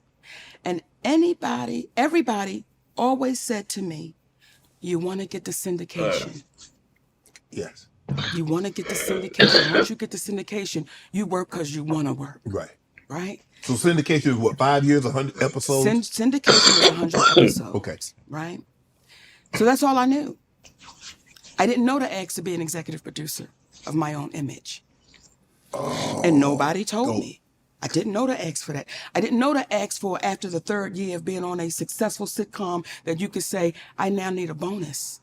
I didn't know to even negotiate that, and no one told me to negotiate that. They're definitely not going to tell you. All they kept saying is, when you get the syndication, when you get the syndication, when you get the syndication.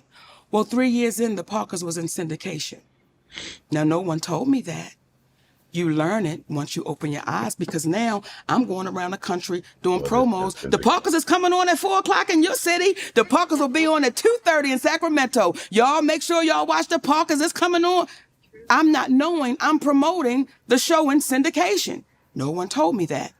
All we're doing is saying if we get to 5 years, we got to 5 years. 110 episodes, me and a beautiful young lady named Countess Vaughn, who was my baby to this day. We had the Laverne and Shirley law. Yeah. It's supposed to be equal. Yeah. Once we got to the 5 years, our attorney, my attorney, Yeah. and the agents said, oh, the Parkers made money. Y'all gonna get paid from the Parkers. It's made money. Okay. Years go by. By 2004, the Parkers, we went off the air in 2004, right? In 5 years, by 2009, the Parkers had made $800 million. You're like, oh, yeah, yeah. Stay money, with me. Money.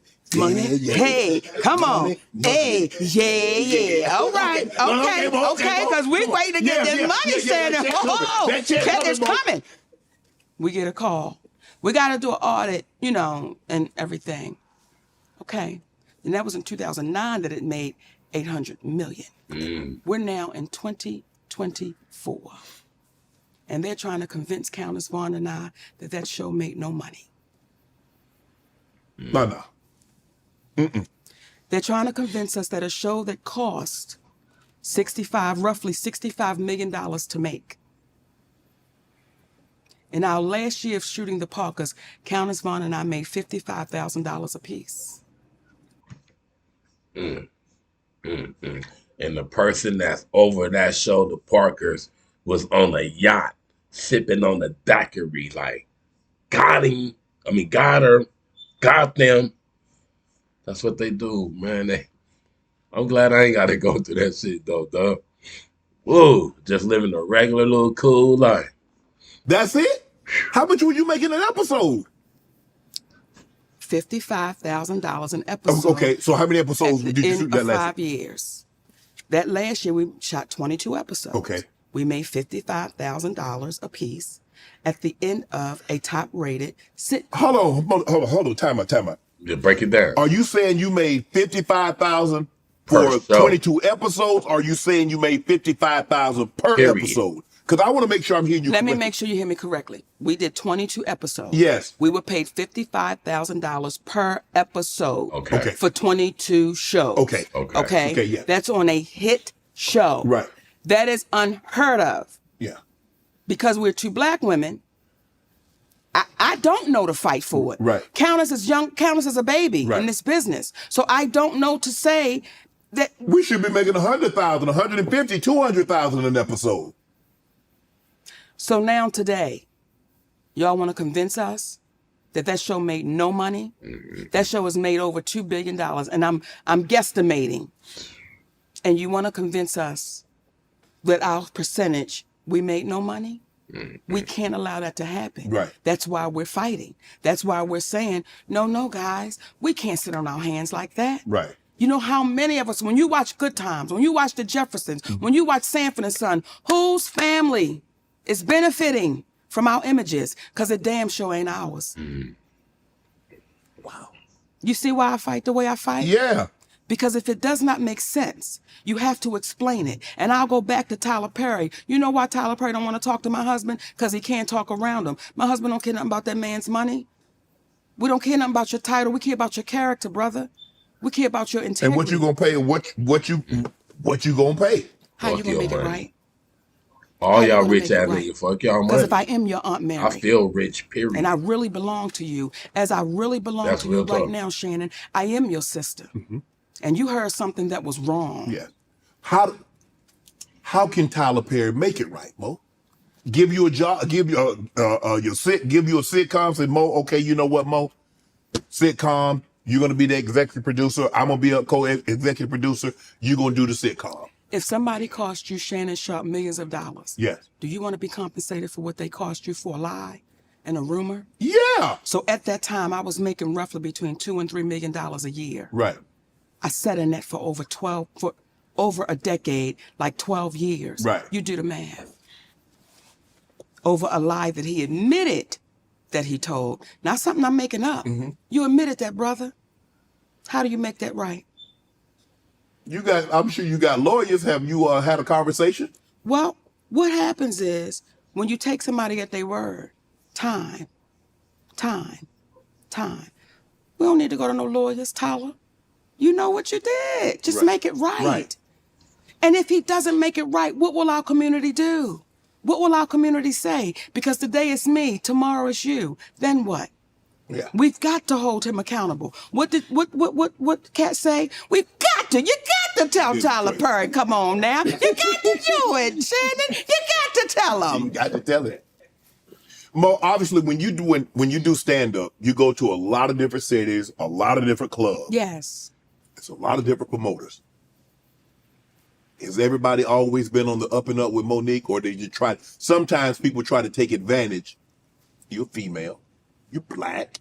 You're heavy. You're not going to say that like Mr. from Color Purple. You're black.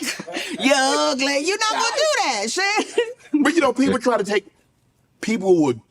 try to take advantage of anyone. But seemingly like us, their team were willing to take more advantage of us. I've had to tell the promoters, call the police.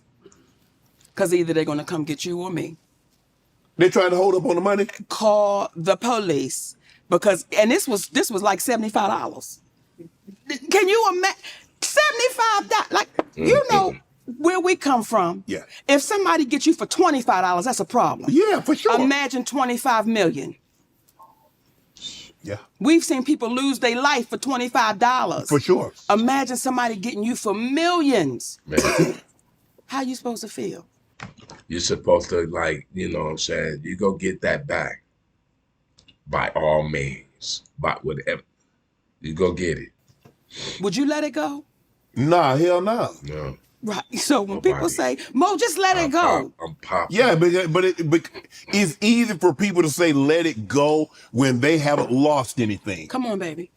It's easy to say. Come on. But when you've lost, You lost it. It's kind of like, you know, hey, someone should just get over it. You can't tell somebody that's how a lot to of grieve, money, how long man. to grieve, Fuck somebody's because you're life not the up. one that's hurting. They didn't do it to you. They didn't do it to you. They It did. was done. And I will say this right now on your show. I still love y'all. We still love y'all. You love more, they make it right. My husband, okay, say that again because If you love y'all more, y'all make it right. yes, indeed.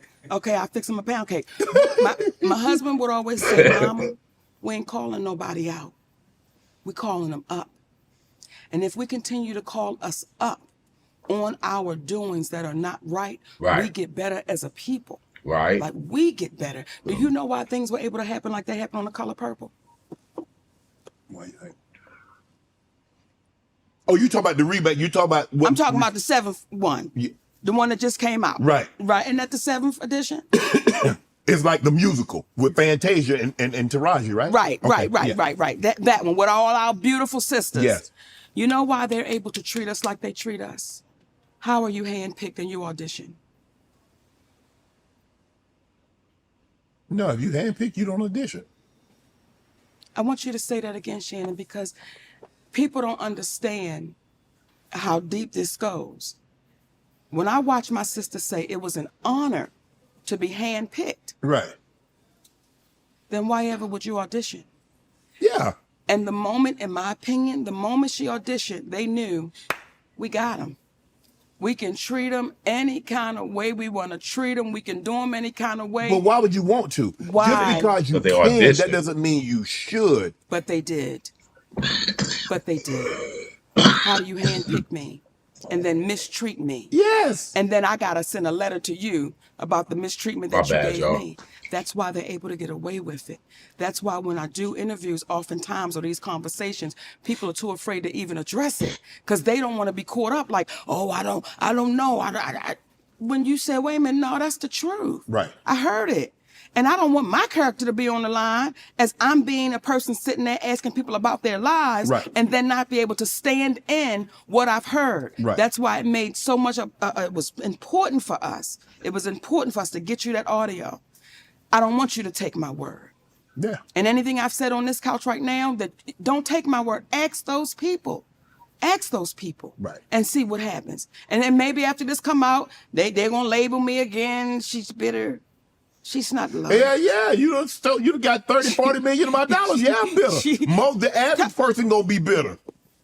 Man, I be trying to pop something, get I something. just want to out. look in your camera. Okay? And But you and can't here's get the it if thing. you pop it. Because I got a king at home, But I keep I'm not bitter. robbing somebody up. I'm not bitter. You just want what's right. We just determined. Right. Not life is too good to be bitter, Right. but we're determined for you to take accountability. Right. That's all. Game Time is the fast like and that, easy way man. to buy tickets for all sports, music, That's comedy, what's and up, theater though. events near you. And right now, all users get $100 off when they buy Big Game Ticket with code Vegas100. They're obsessed with finding ways to help you save money on tickets. Game Time has deal on tickets right up to the start of the event and even an hour after it starts. It's the place to help find last-minute seats, find exclusive flash deals, and sponsor deals on tickets for football, basketball, baseball, concert, comedy, theater. And the Game Time guarantee means you'll always find the best price. If you find the tickets in the same section and same row for less, Game Time will credit you up to 110% of the difference. Take the guesswork out of buying tickets with Game Time right now. Game Time users get $100 off Big Game tickets with code VEGAS. Terms apply. Just download the Game Time app, use code VEGAS100 for $100 off Big Game ticket. Do what Or you said. if you're not going to the game, use code Shay for $20 off your first purchase. Download Game Time today. what I'm saying? Last minute tickets, lowest price, guaranteed. When did Mo get a first big break in comedy? The Apollo Theater. And the sister that stay out front that had the jerry curl, if she liked you, everybody liked you. Right. If she did not like you, nobody liked you. And when I saw that woman stand to her feet, baby, Good. I was good. There were so many moments. Were you Shannon. nervous to go on Apollo? Because, if you everybody know about the Apollo. You nervous every time. You still get nervous to go on there? Every time, baby. And not the nervous when you're scared. It's just that, like, oh, I get to do it again. Yeah. Like when you go out to the field, it's Yes. like, oh, it's that. I still get that, yeah. Wow. To hear you speak and to see, like, how passionate, you're a very, very passionate person about everything. I love us. I love us. Like, when I say I love my people, Shannon. I love us. I love everybody. Right. But my people, I love us. So when I speak on things, it's not to drop shade, mess, or tea. I'm too damn grown for that. I'm Right. 56 and a grandmother. Who got time for that? But I say it because will it make us better? Right. Will it make us come to the table and say, you know what do we really leave for the babies that's coming behind us? That means something to me. When I talked about them damn bonnets, let me tell you something. Yeah, you said, hey, come on, can we, like, when we come out the house, can we not have the bonnets on? Can we not have the pajamas on? Can we not have the house shoes going in the The whole damn Halloween costume. Hey, that's why I kind of respect, even though it's a sitcom, a little show or whatever, but growing up in hip hop, I respect that for the simple fact that all our icons that had kids, all those kids are now kicking it together. You know what I'm saying? Building, you know what I'm saying? Like friendships, continuing to like have clothing lines and continue. That's what we need, man. I mean, and then we need to keep it copacetic though. But you know, everybody still got their own little person that's in charge of whatever they're doing. We just need to ante up the game and just own our own shits. You know what I'm saying? Tyler Perry and Oprah can really, really help, and Mayweather. But Mayweather be looking out though for people though.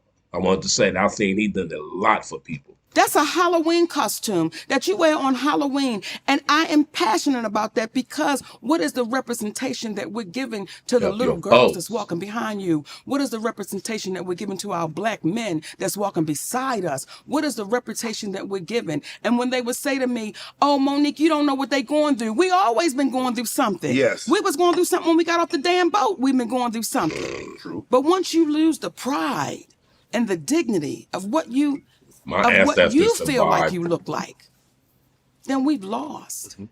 So I wasn't backing down on that. It's like, no, y'all, we owe ourselves that. We owe ourselves that. How hard is it for you to love some in the community when you know they don't love you back? That's a good one, Shannon. Okay. That's a good one, because sometimes I be in the bathroom having conversations with the ones that don't love me back, but I still love them because I just know they're misinformed. We've been conditioned in such a way in our community to eat each other up and spit each other out. Mm-hmm. We've been conditioned. Well, I don't like her, and I love my people. But why? Why do I love my people? No, I'm saying a lot of times, for me, Mo, is that I don't take someone's word about because you can only judge a person through personal experience. Yes. You don't know our audio guy. But to say, oh, well, I don't like him. And then for you to say, well, I don't like him either because Shannon didn't like him. You have no personal experience with him. So why would you dislike him? People want us to dislike somebody because they've had a negative experience with that said person. And we buy into it. Mm-hmm. We buy into it. Because this one don't like her. And then you say, why don't you like him? This is one thing my husband said to me one time. He said, Mama, there's not a person on the face of this earth that I dislike. I may dislike what they do, but I don't dislike the person. Facts.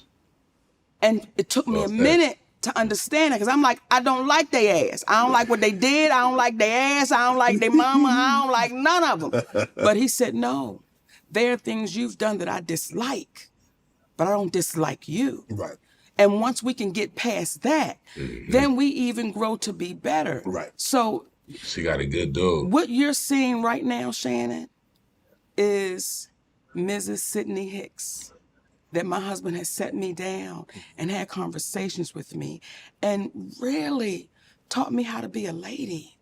Because people in this business know, if you be sideways, baby, you beat that boy over the head with that tray in the cafeteria, right? I will cuss your ass out in ways that they wish I beat him with a tray. And he had to say, Mama, they won't hear you. Right.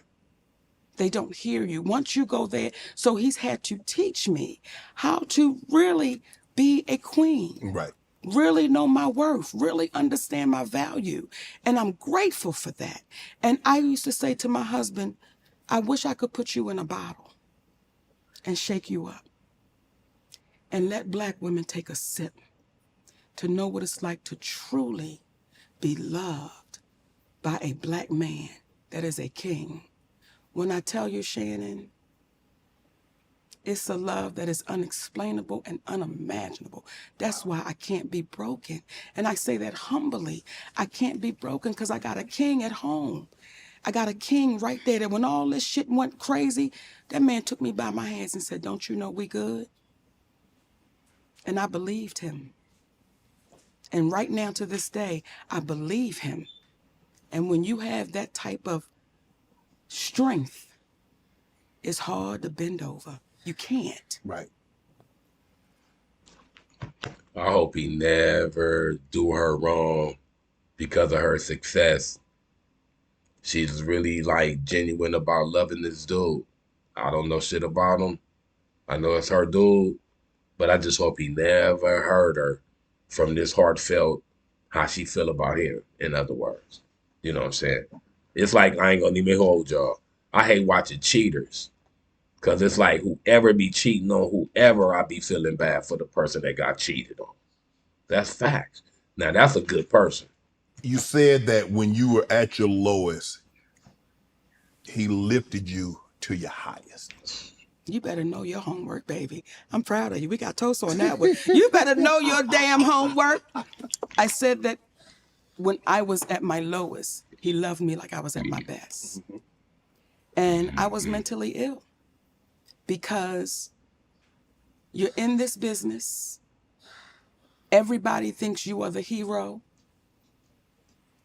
Consideration can be thrown out the window. Patience can be thrown out the window.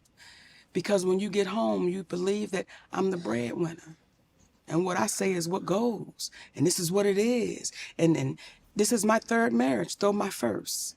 Because this is the first time I've known my place as a black man's wife. And there's a place.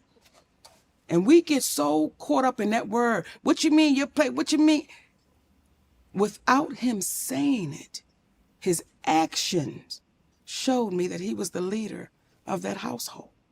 Without him saying it, I knew I was dealing with a king. And he doesn't have to constantly remind you of it.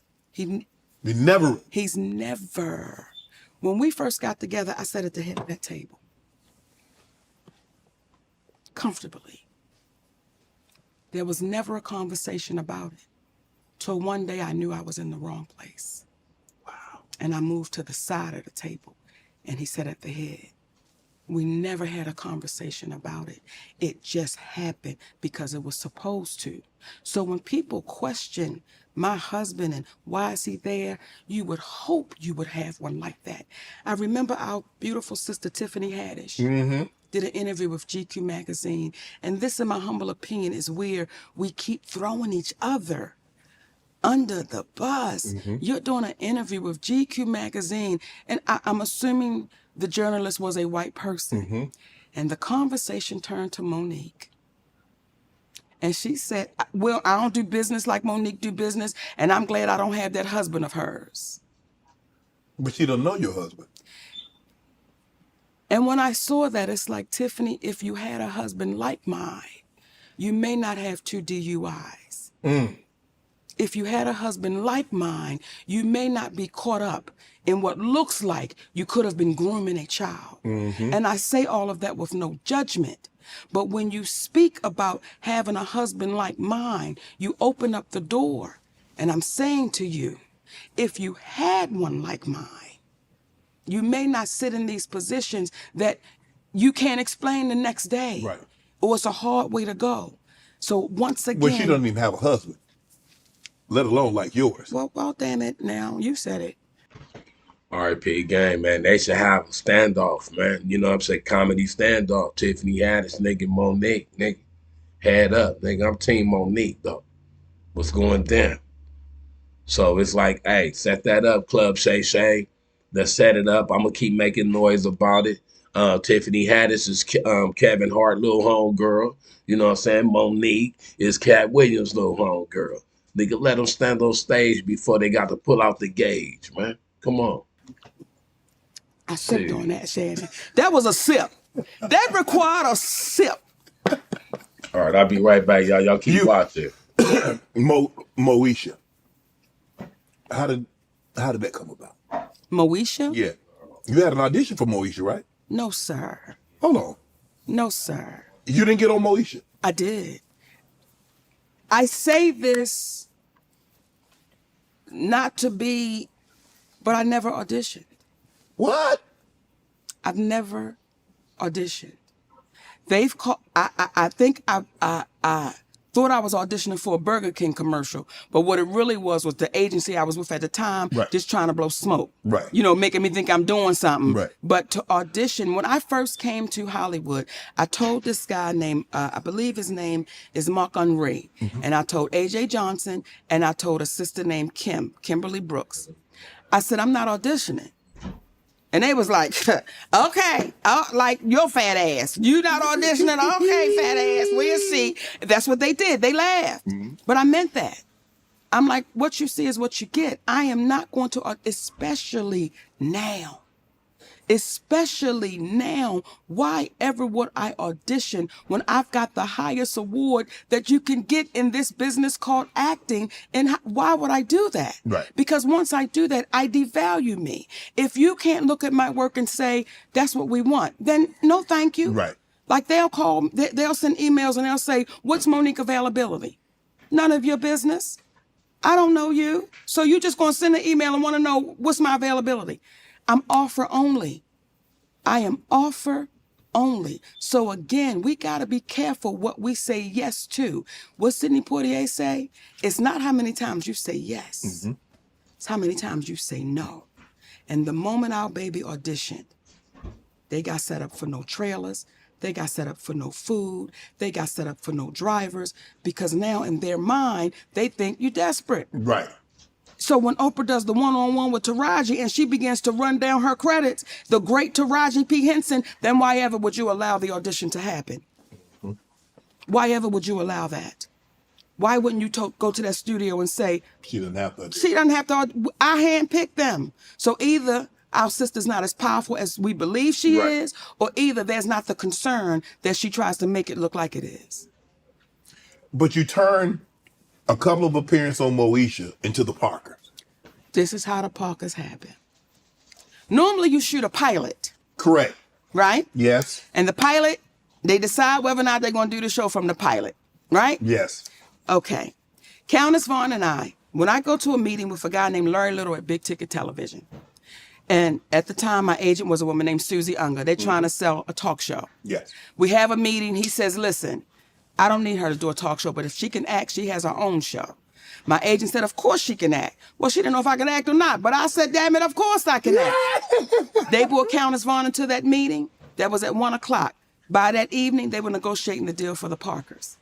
The way they introduced the character, because they always talked about Kim's mother on Moesha, they introduced Nikki Parker in an episode of Moesha, which was the pilot spinoff to the Parkers.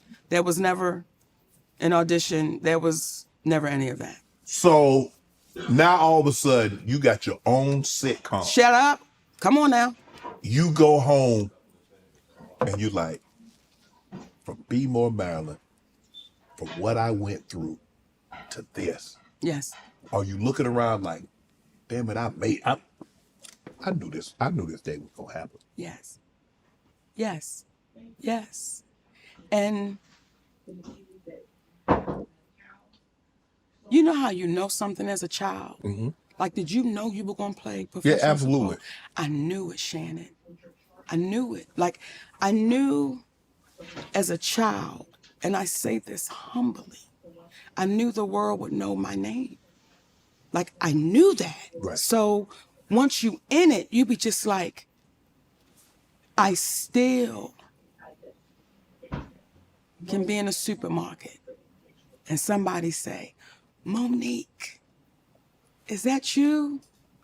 And I still can tear up because I'm like, I'm here. Right. I remember when I got my first parking lot at the Parkers. I didn't know I had a parking space. And they would send out emails to say, if you're here for the Parkers, park outside the gate.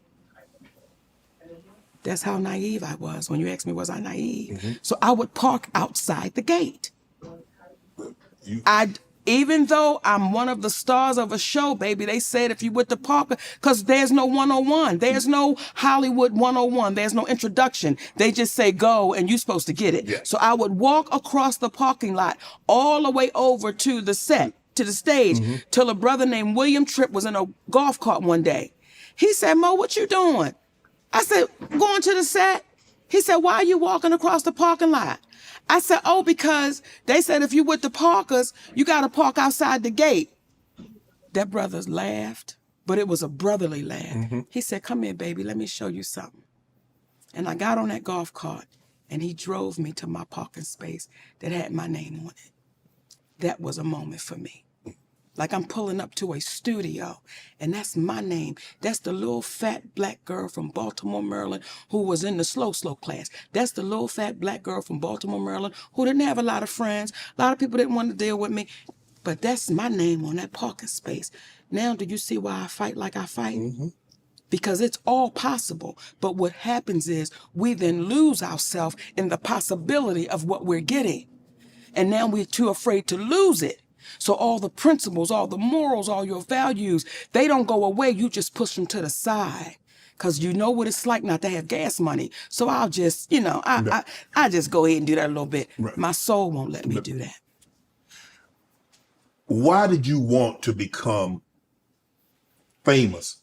You asked me earlier, did I know that I was going to play in the NFL? And I told you yes, because I wanted to play in the NFL because it was going to get my grandmother and my family into a situation they probably would have never enjoyed without it. Come on.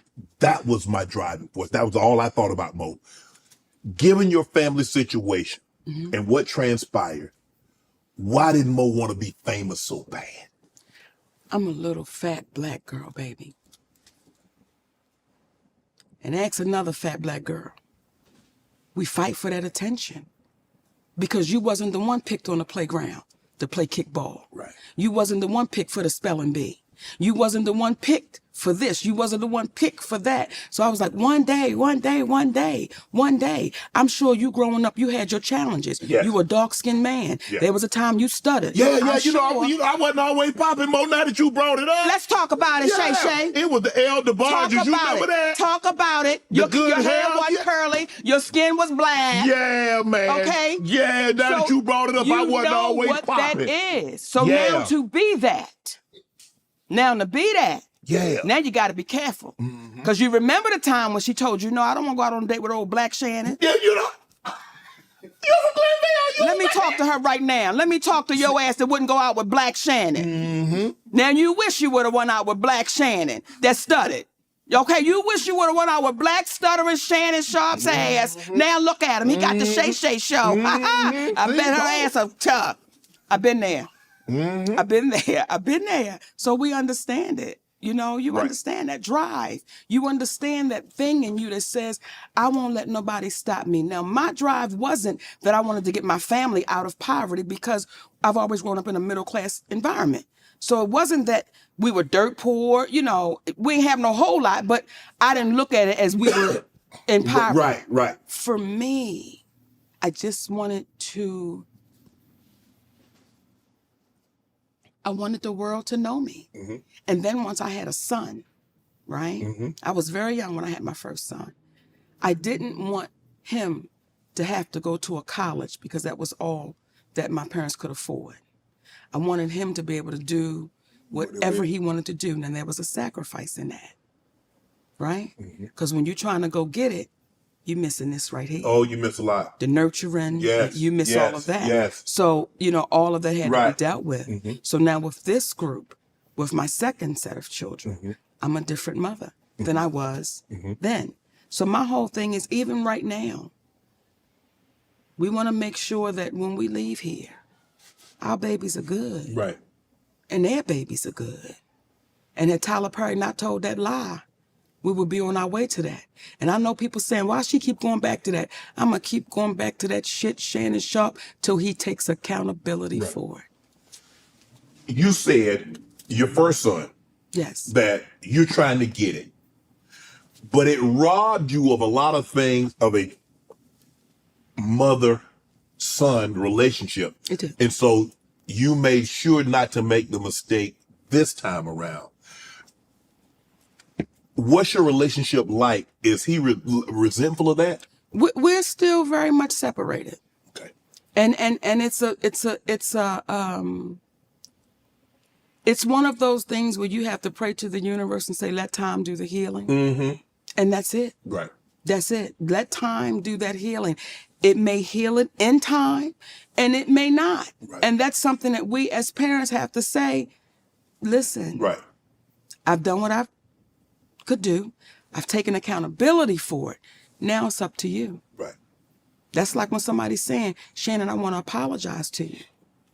Now it is up to you. Whether or not to accept it. Whether or not to, but once I give it to you, I've done my part.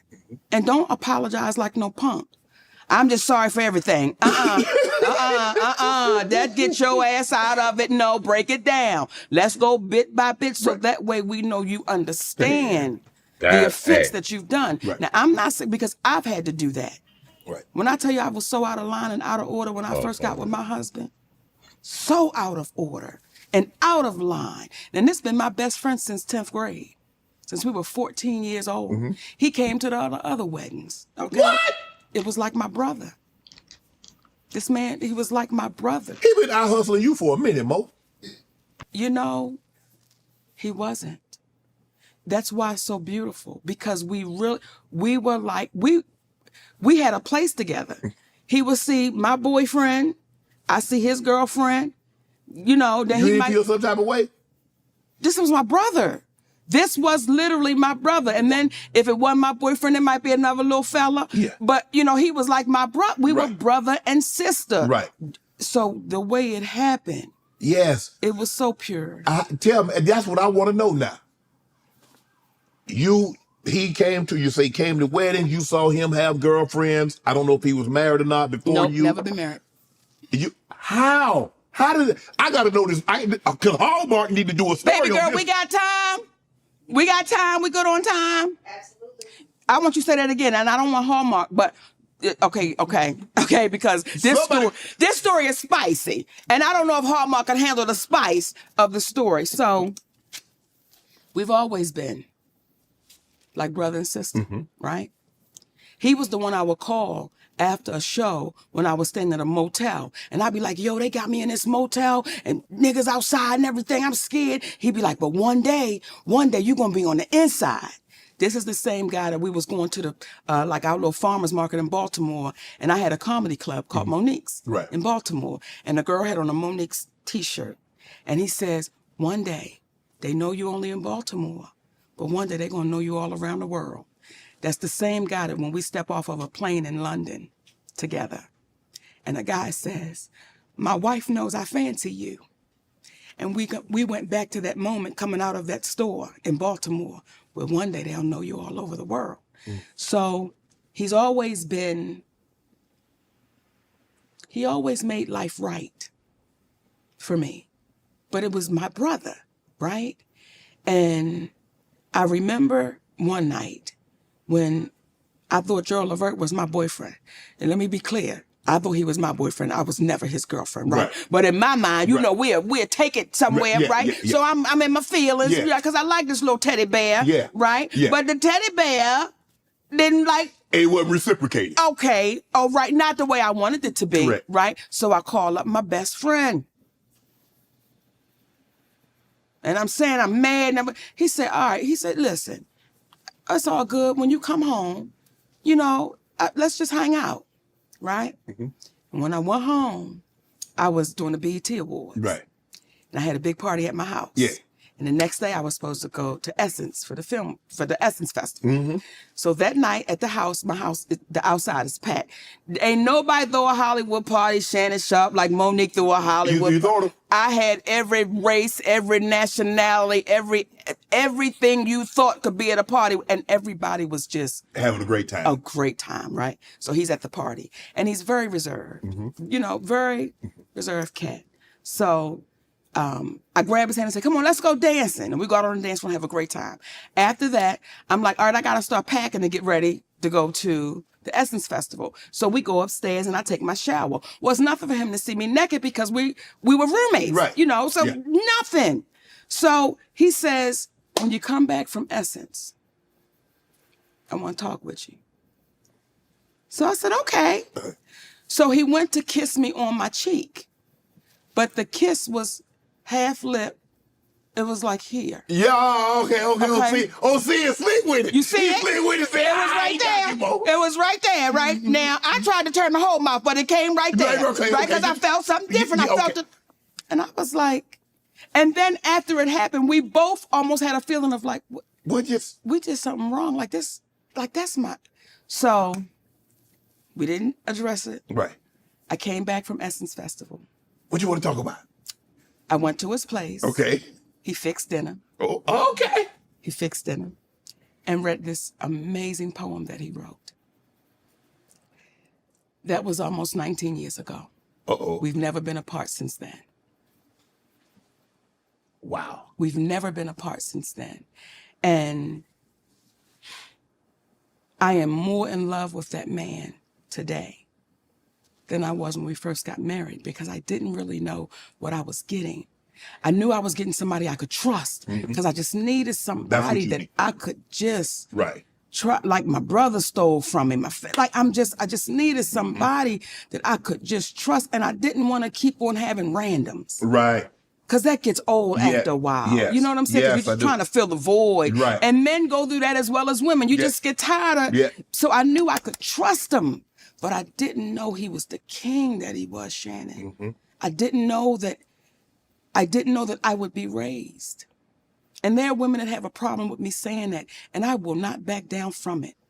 I did not know that that man would take me from a 15-year-old mentality. Even though I'm a star, I'm famous, I got a few dollars in my bank account, but still had that little girl mentality. You can't correct me, you can't say nothing to me, you can't check me, you can't do none of that. Still had that way. That man was able to shut all of that down and grow me up. So I got a great one. I won't even say a good one, I got a great one. You got a great one. Yeah. You got a lover, a best friend, Yes. a manager, a husband, Yes. a confidant, Yes. Yes. Yes. a protector. Yeah. You're saying it, and it seems like people have a hard time getting it, but that's exactly who Sidney Hicks is. He's all of those things. When the Queens of Comedy, was that because of Samora, Adele Gibbons, Miss Laura? Tell me about the Queens of Comedy. We hear about the Kings of Comedy all the time, and it was great. Yeah. I was not an original queen of comedy. And when I came on, right, I was so honored to be in the presence of 3 of the greatest female comedians to ever do it. And when I tell you hands down, them sisters are incredible because they've paved ways for people. And when we got together, Shannon, it was nonstop history making because we were selling out in ways that were unheard of, right?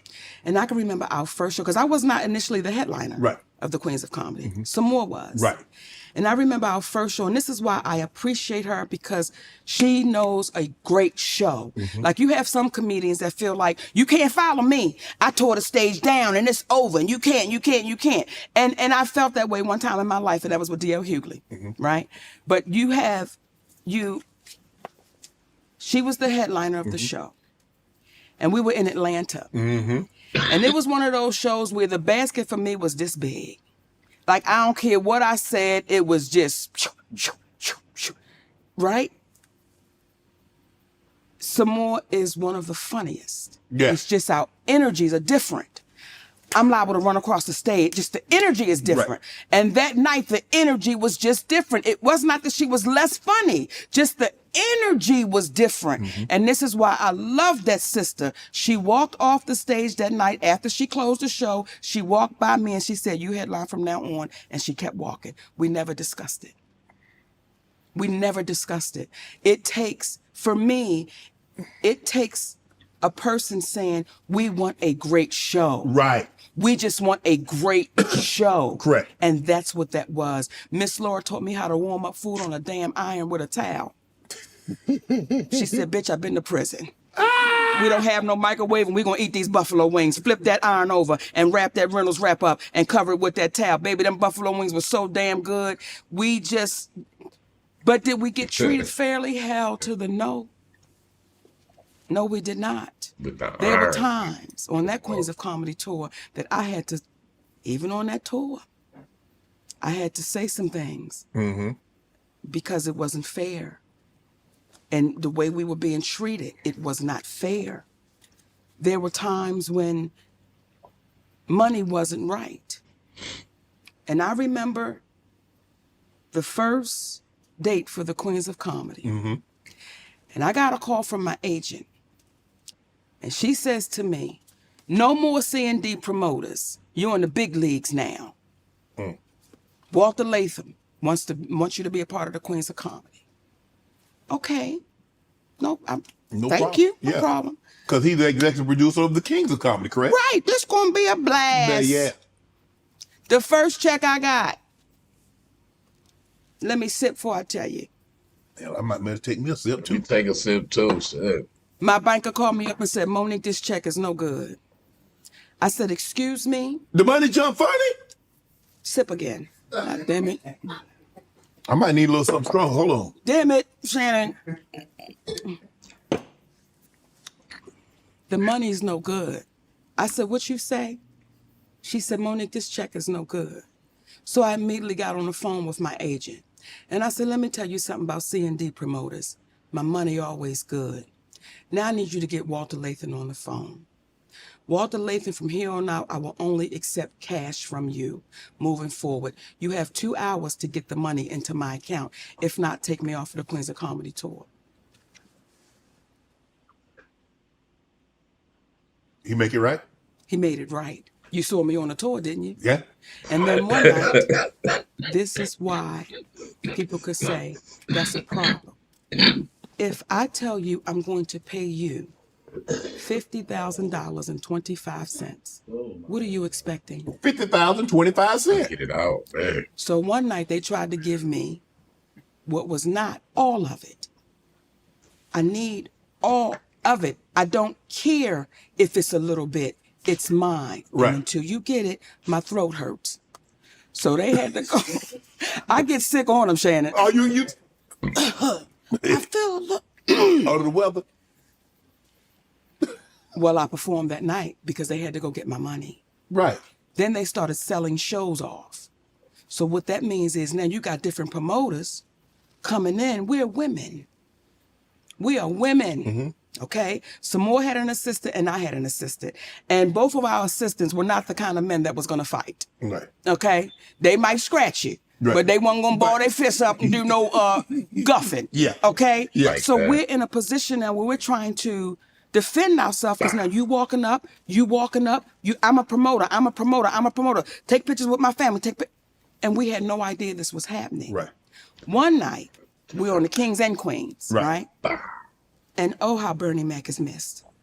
Oh, I love you, Bernie. Rest in peace, on homie. a real one, right? Okay.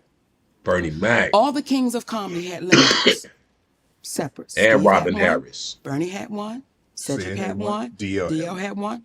All of them. Then another limousine pull up and they say, this is for the Queens of Comedy. I said, I will not. I will not. You better pull up 4 separate limousines.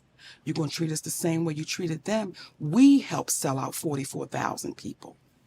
That wasn't just the Kings. It was the Kings and the Queens. So you will treat us accordingly. Right. Real All the shit. Kings got Rolex watches when it was over. What y'all get? I'm still Still waiting for mine. That's the treatment. So when people say, why won't y'all do the Queens again? It was a moment in time. See, now Oprah, Tyler Perry, Mayweather, Diddy, Dre, anybody else, they could set that up to where it could be possible, man. Make the comedy shit like how the music shit is. Battle rap, how the music shit is. And let's keep the money circulating, man. Cause when it all fails, the rich still gonna be rich, and then we gonna be robbing the shit out of all of us. Yeah. Mm. And it was a beautiful moment in time. And some things should be left where they were. Wow.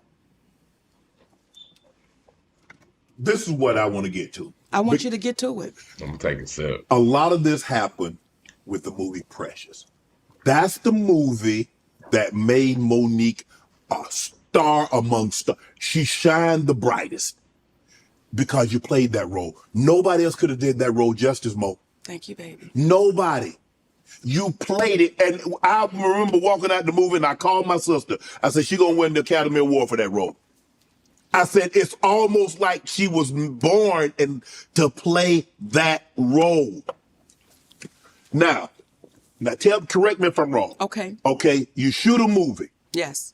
The movie wrap. You might have to come back and do some voiceover, some touch-up work here or there. Yes. That's already scripted into the contract. Now, the promotion aspect of the contract. What were you contracted to do? Because that seems to be where the conflict seems to come in. Yes. Because you like, okay, so tell the people that's going to watch this and listen to this, what was Monique contractually obligated to do as far as the promotional aspect of Precious? I was contractually obligated to promote the movie Precious under Lee Daniels Productions. Okay. I promoted Precious under Lee Daniels Productions. I did Oprah, I did magazines, I did TV shows, I did all of the promotions I was contractually obligated to do. Okay. That was it. That was it. I'm done with it. Done. Okay? Done. Now Precious is going to Cannes, right? Mm-hmm. At the time, I have the Monique Show. Mm-hmm. I am on the Spread the Love tour. I have toddler babies. And I'm also a wife. Mm-hmm. Okay? The Monique Show is like down for maybe a couple days, a week or so. Right. I got some days off on the tour. I'm going to relax with my family. Right. Because once they sold the movie, Right. you didn't sell me. Right. Whoopi Goldberg. See, Whoopi Goldberg said I could have schooled you and told you what was expected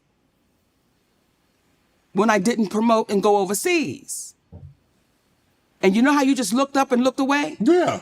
Whoopi Goldberg, what you were saying to me, I could have schooled you and told you, you go in that house and let them have their way with you. Right. And I'll be here when you come back. Mm-hmm. So after I'm done with my promotions, Lionsgate reaches out to my husband. Mm-hmm.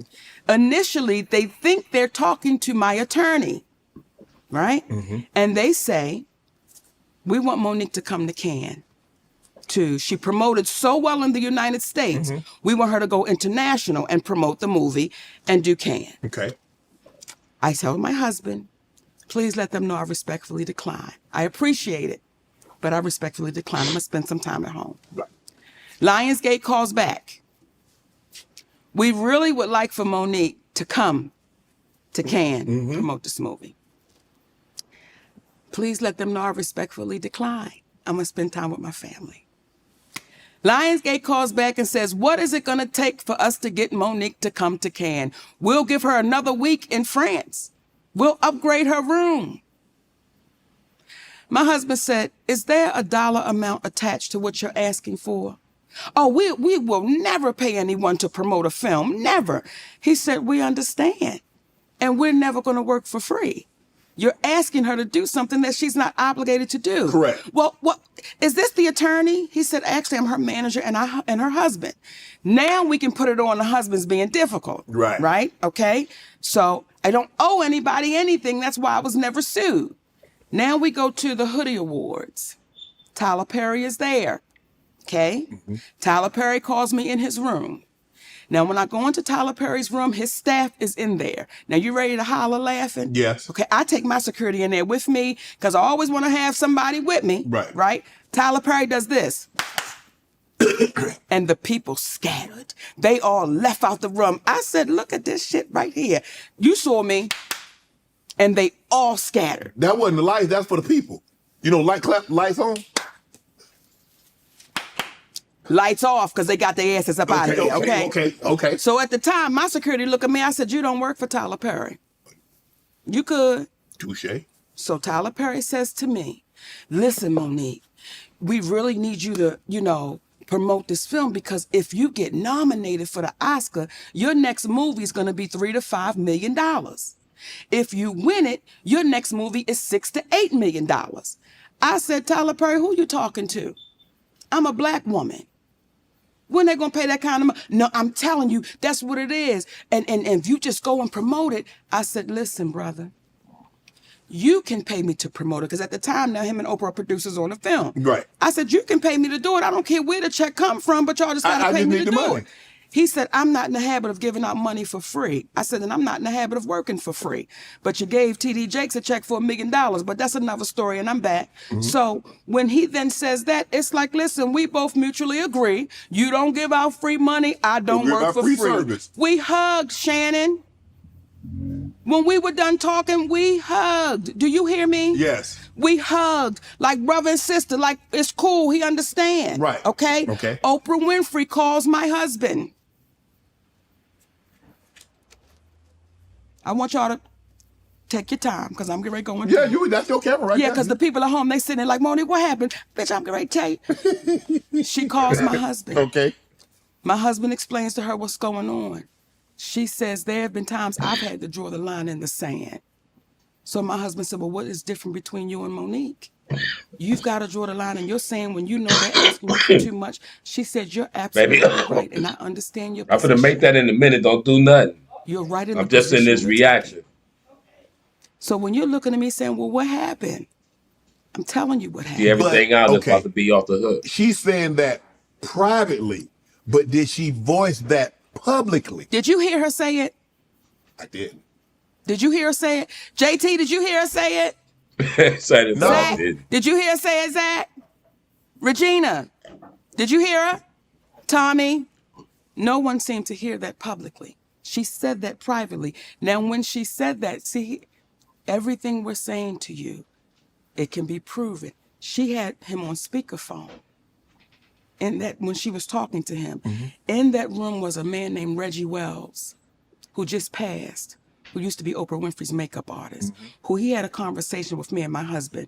Now, for you babies that's good with the little internet, we had a show on called Monique and Sydney Finding a Way to Be Unoffended. Finding a Way to Be Unoffended. Reggie Wells is on that show speaking about Oprah Winfrey. Reggie Wells said, Monique, I was there that day. He said, and when y'all got off the phone, I looked at her and said, why don't you just pay this woman the money? She deserves it.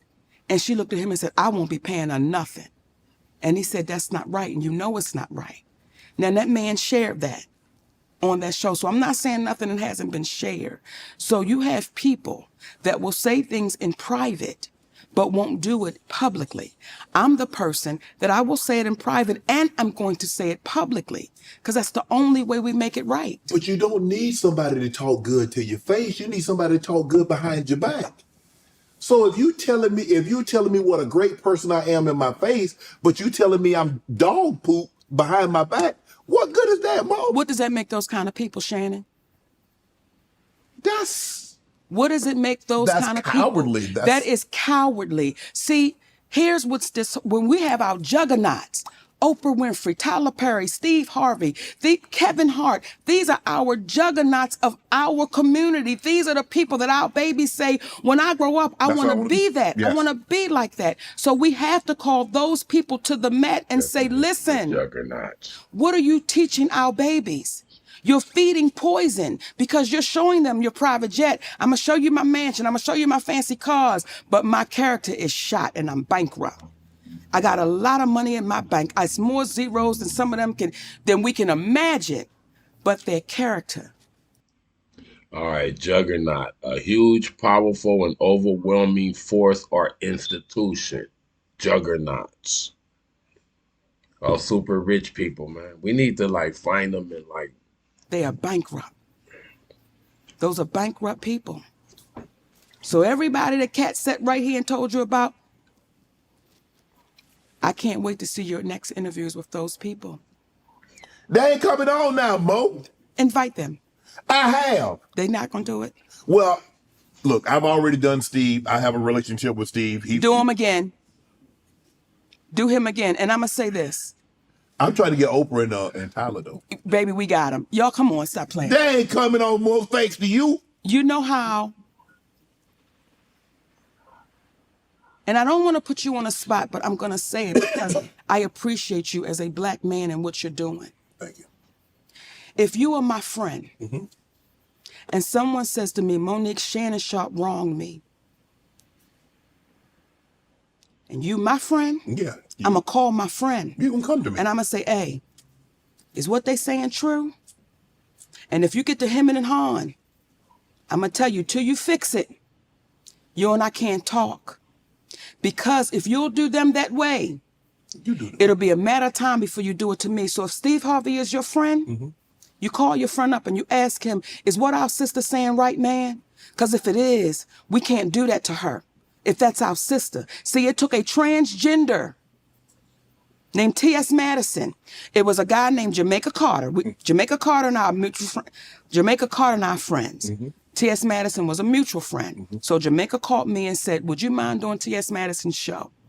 I go do T.S. Madison's show. When I tell T.S. Madison, when the camera cuts, I said, listen, your friend is wrong. She said, Monique Lee Daniels is my friend. I said, then you need to call your friend and tell him to fix this shit. She said, I will. Within a couple of days, who did I get a call from?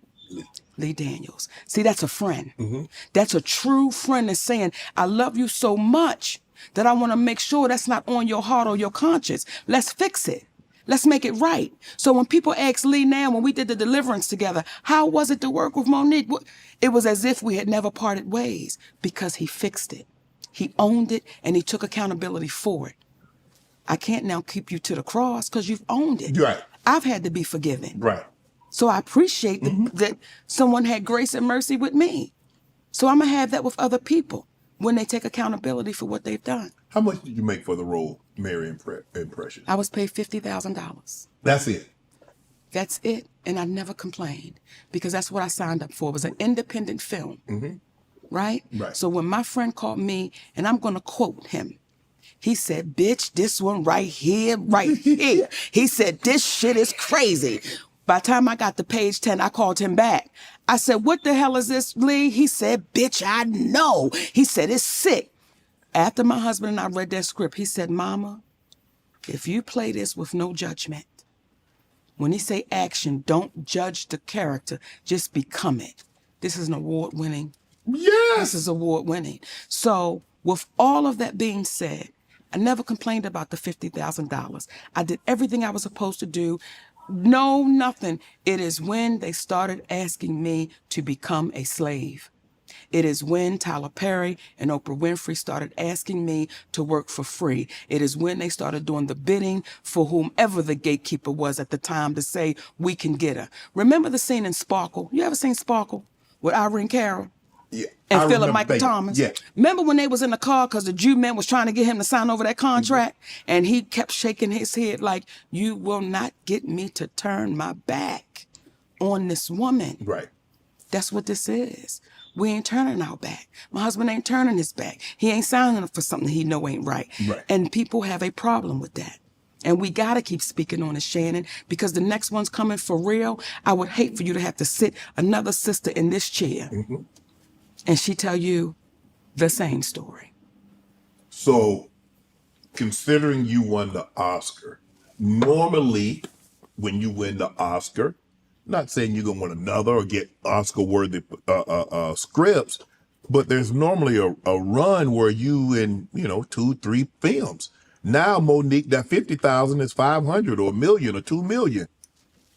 You feel that you were blackballed from that point, and Monique did not make the money what she should have been compensated for future roles. Let's tie it all back in. Okay. Okay? You have a man that says, I lied on you. Yes. I put a rumor out there on you. Yeah. And I said I was going to apologize. But then you have another man that comes back when I'm offered Empire and says, Mo, they said you're difficult to work with. You're going to be a problem. Where would they get that from? Well, somebody that's as powerful as Tyler. Okay. So now I'm scratched from that. Yeah. Right?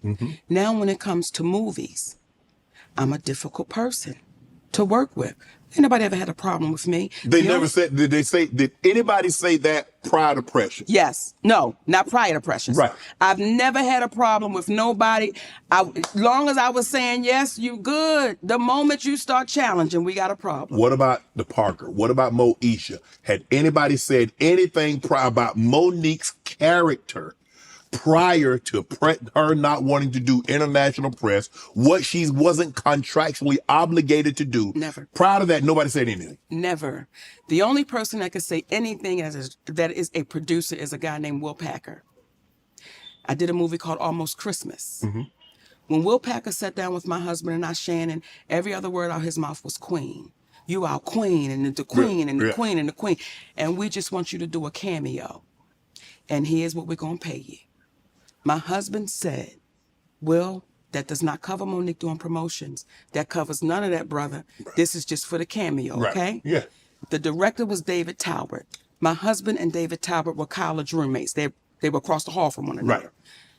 In the script, I was that quick because it's a cameo. Right. Okay? Yeah. So 99% of the things you heard Aunt May say, it was Monique, it was me ad-libbing. Yeah. Okay? Because it's a cameo. Right. When we had a meeting with Will Packer says, if you do this for me, I'll give you a 3-picture deal and a sitcom. Now we have all of this in writing. It's all in writing. What were you needing to do? A press? You're gonna need to do press for it? You're gonna need to promote it? Or just do the cameo? Just do the cameo. Okay. That is what was agreed upon. We were gonna do a cameo for the amount of money that he said they were gonna pay. No problem. Well, what they did was they kept spreading it out. They kept spreading this character out. We want you in this scene and that scene and this scene. But that ain't no cameo. Cameo is okay. Okay. David Talbot is our friend. We don't want to make this bad for David Talbot, so we said, okay, no problem. Now let's talk about the treatment. While we're on that set of Almost Christmas, there were a few things that was happening that I took issue with. Will Packer is a producer. He came on that set and tried to give us a direction while the director was standing right there. I said, Will Packer, I will not allow you to do that. You would never do that to Steven Spielberg. You would never do that to a white director. You as a producer going to just walk in and give a direction, so I will not take direction from you. If you have something you want to give to me, you give it to the director. And you have the director to give it to me. You are disrespectful to him. Now, I had a meeting in David Talbot's trailer with Will Packer, David Talbot, and the first AD because they were being disrespectful to this black man. And I was not going to allow that to happen. Okay. I had a conversation with the first AD and I pulled him outside. I said, listen, brother, when it's your turn, I won't let nobody do it to you. But what I'm not going to do is stand by and watch you give a direction after the director gives us a direction. It confuses the cast and it's disrespectful. And to that black man's credit, his eyes filled up with water and he said, I appreciate you for having this conversation with me. Monique would be a good drill sergeant in the army for the girls or something like that, because she's straight the fuck forward though. I love people that's straightforward like that. Tell me if I walk up to you, nigga, you stink, get off of me. Boom, don't just hug me and then you go back and tell somebody, man, I hugged that nigga and he was stinking like a motherfucker. Say it in front of their face. It's it's not hard to be straight up. Y'all, yeah, it is some cowards, man. Our folks, man, y'all, man.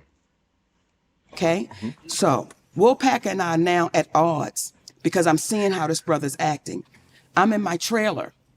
My assistant at the time, her name was Robin, right? Robin is in her 50s.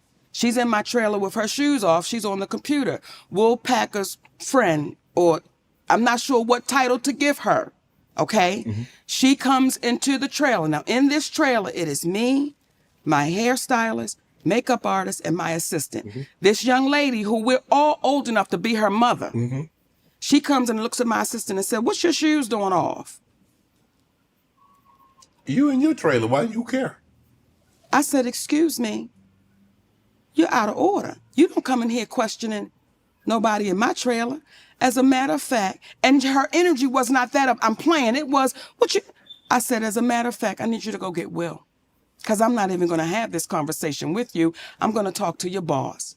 When Will Packer comes into that trailer for us to talk, do you know what that man says to me and my hairstylist and my makeup artist and my assistant? I am the head nigga in charge. Everything stops with me. I said, well, I want to let you know this, Will. You're going to hear that you're the head nigga in charge from me as many times as I can tell people that's what you said. I said, and furthermore, you need to check your assistant because this is my space. We weren't in your trailer with our shoes off. We're in my space with our shoes off. But why would he come? Why would he come to you with that type of energy? What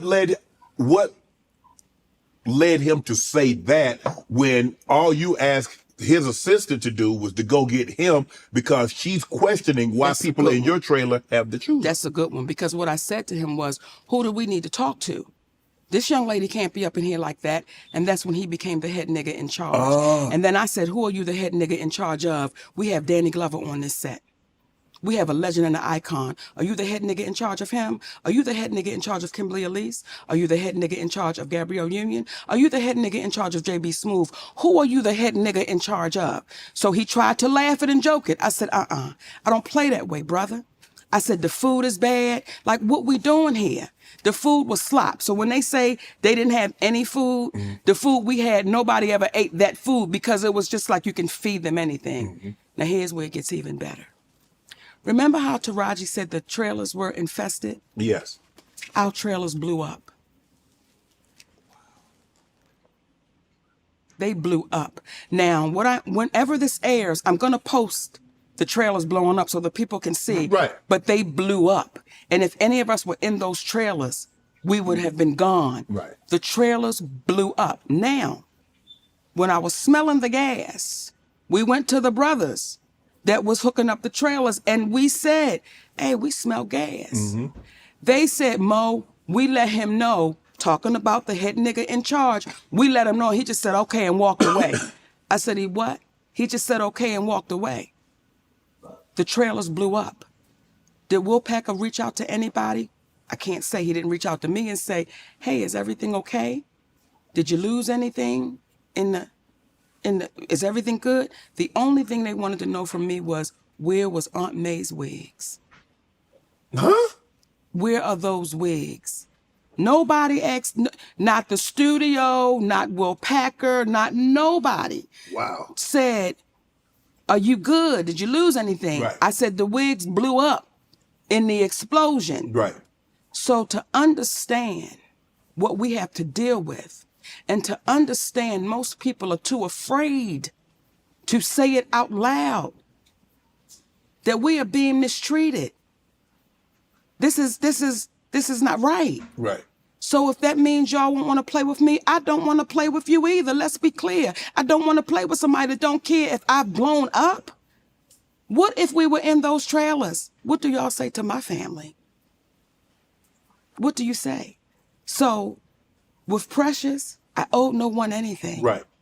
With Almost Christmas, I owed you nothing. However, I did it because we had a relationship with a brother named David Tauber. Right. And we didn't want to send him through no drama, no nothing, so we went along with it. Other than that, Shannon Sharp, there's no one that can say, that will sit in my face or my husband's face and say, we had a bad experience with you. I read that you said this is a chapter of forgiveness. That's your thing, a chapter of forgiveness. I didn't say that. That's what the guy at Hollywood Reporter said. Okay, don't put words in That my ain't mouth. you. That's not what I said. That's what his ass Okay, said. what did you say? Okay. That's what he said. Listen. What would it take, Mo? Mo, what would it take for Mo Neat to forgive Oprah and Tyler Perry? Be accountable. Be accountable. And for You want Tyler Perry to say what he said on that tape, you want him to say that publicly. And he cost my family millions. And you want to be compensated. Yes, I want to be very clear about that. If someone cost you millions, do you want that back? Absolutely. So I'm no different than you. Right. Especially when I've done nothing wrong. Right. Especially when you've admitted that you've lied. Okay. Especially when you've admitted that you started a rumor. Yes, you need to compensate me and my family. For Oprah. For Oprah Winfrey, you owe me an apology.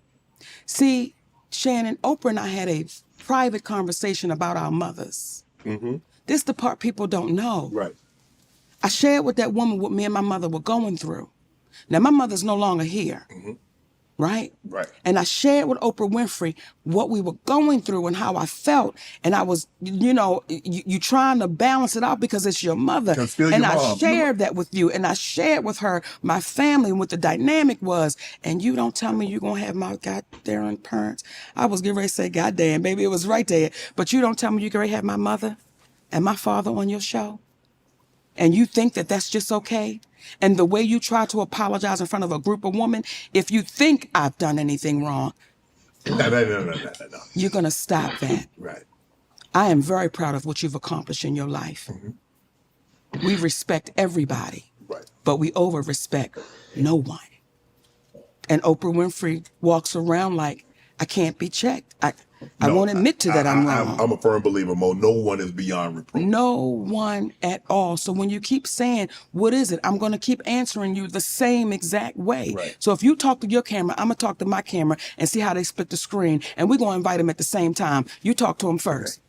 Tyler, Oprah, I would greatly appreciate it if you two guys would come on Club Shay. We sit down, we have a conversation. This is not an interview. This is not hard hitting. I want you to tell your truth. Miss Oprah, Tyler, tell your truth, and we can get to the bottom of this because, hey, we got an icon here sitting on this couch, and she's hurting.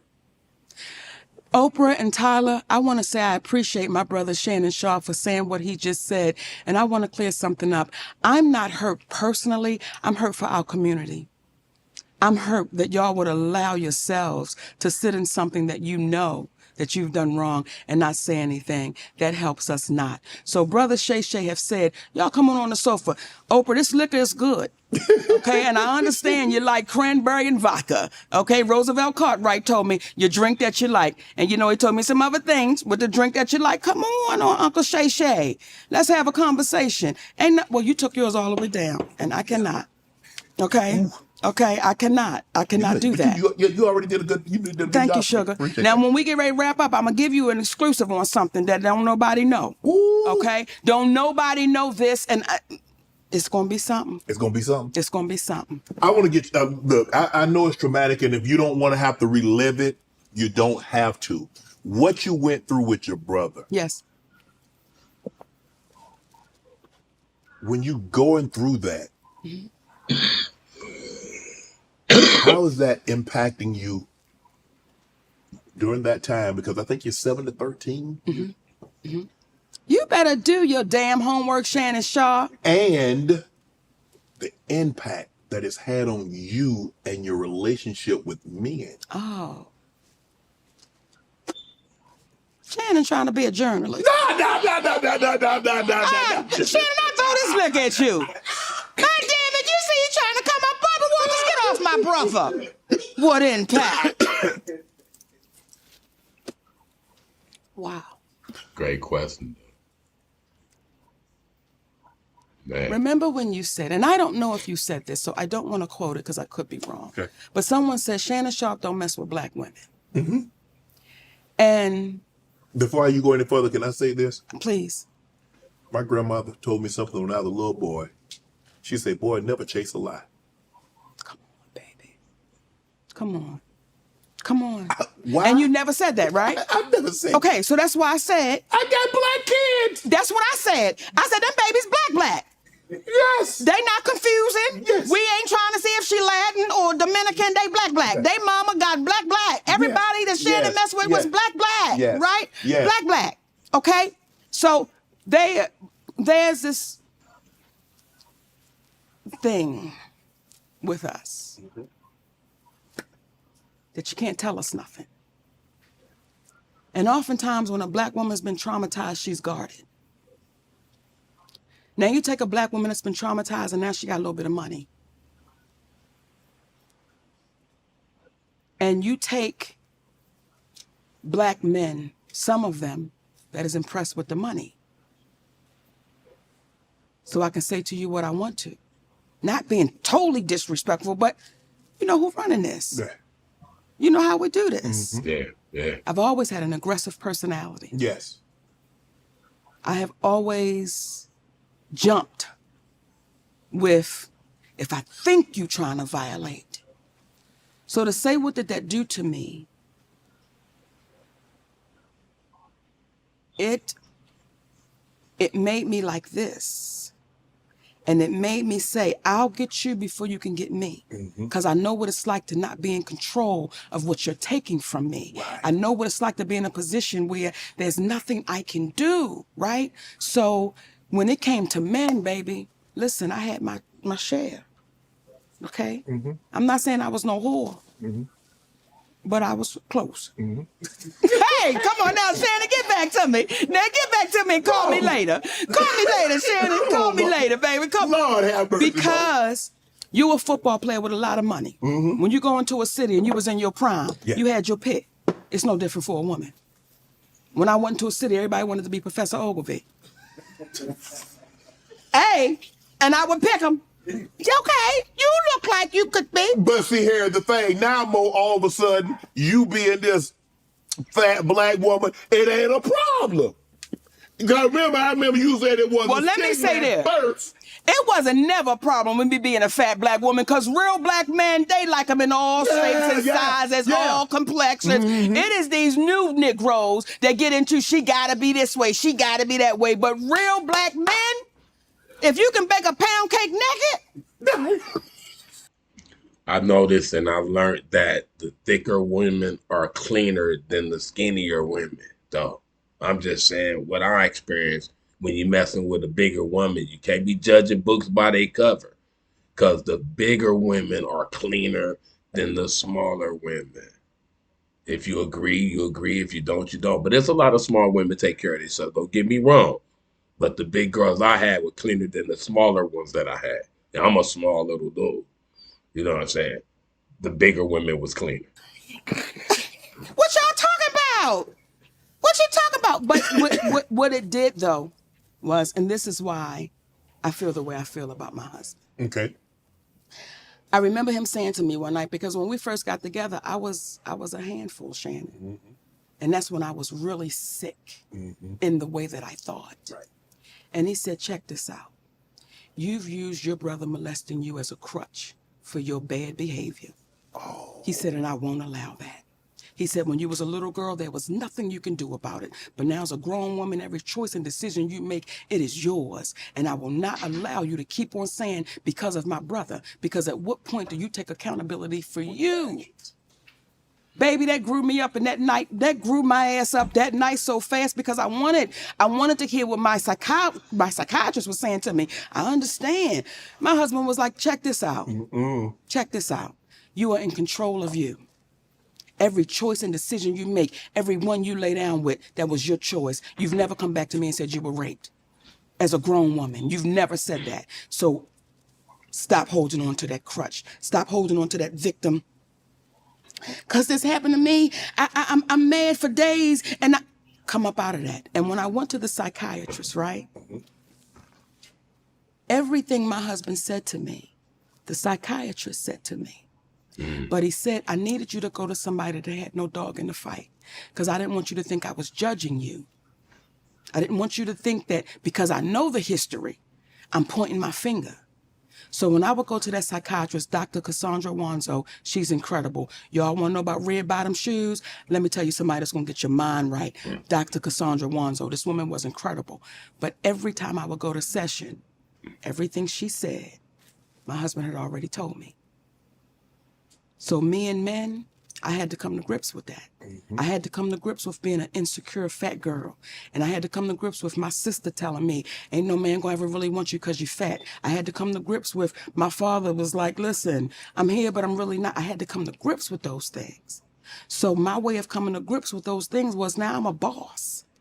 I'm independent and I'm empowered. Don't you know I run this? See, I too went to the Oprah Winfrey University of Empowerment. And you don't need a man to make it. Right. I signed up. Right. And I was at the top of the class till I realized I was going to bed empty.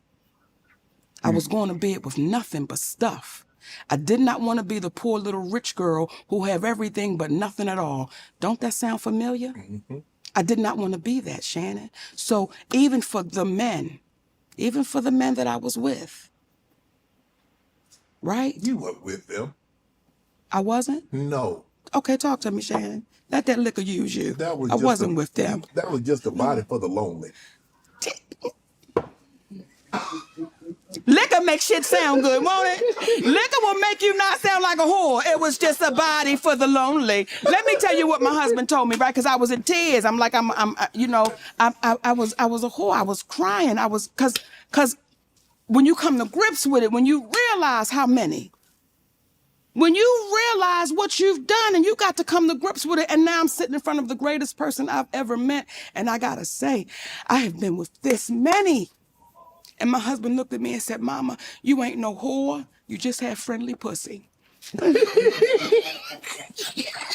it right? That's all I had was friendly pussy. So for you whores out there, That ain't what it is. friendly.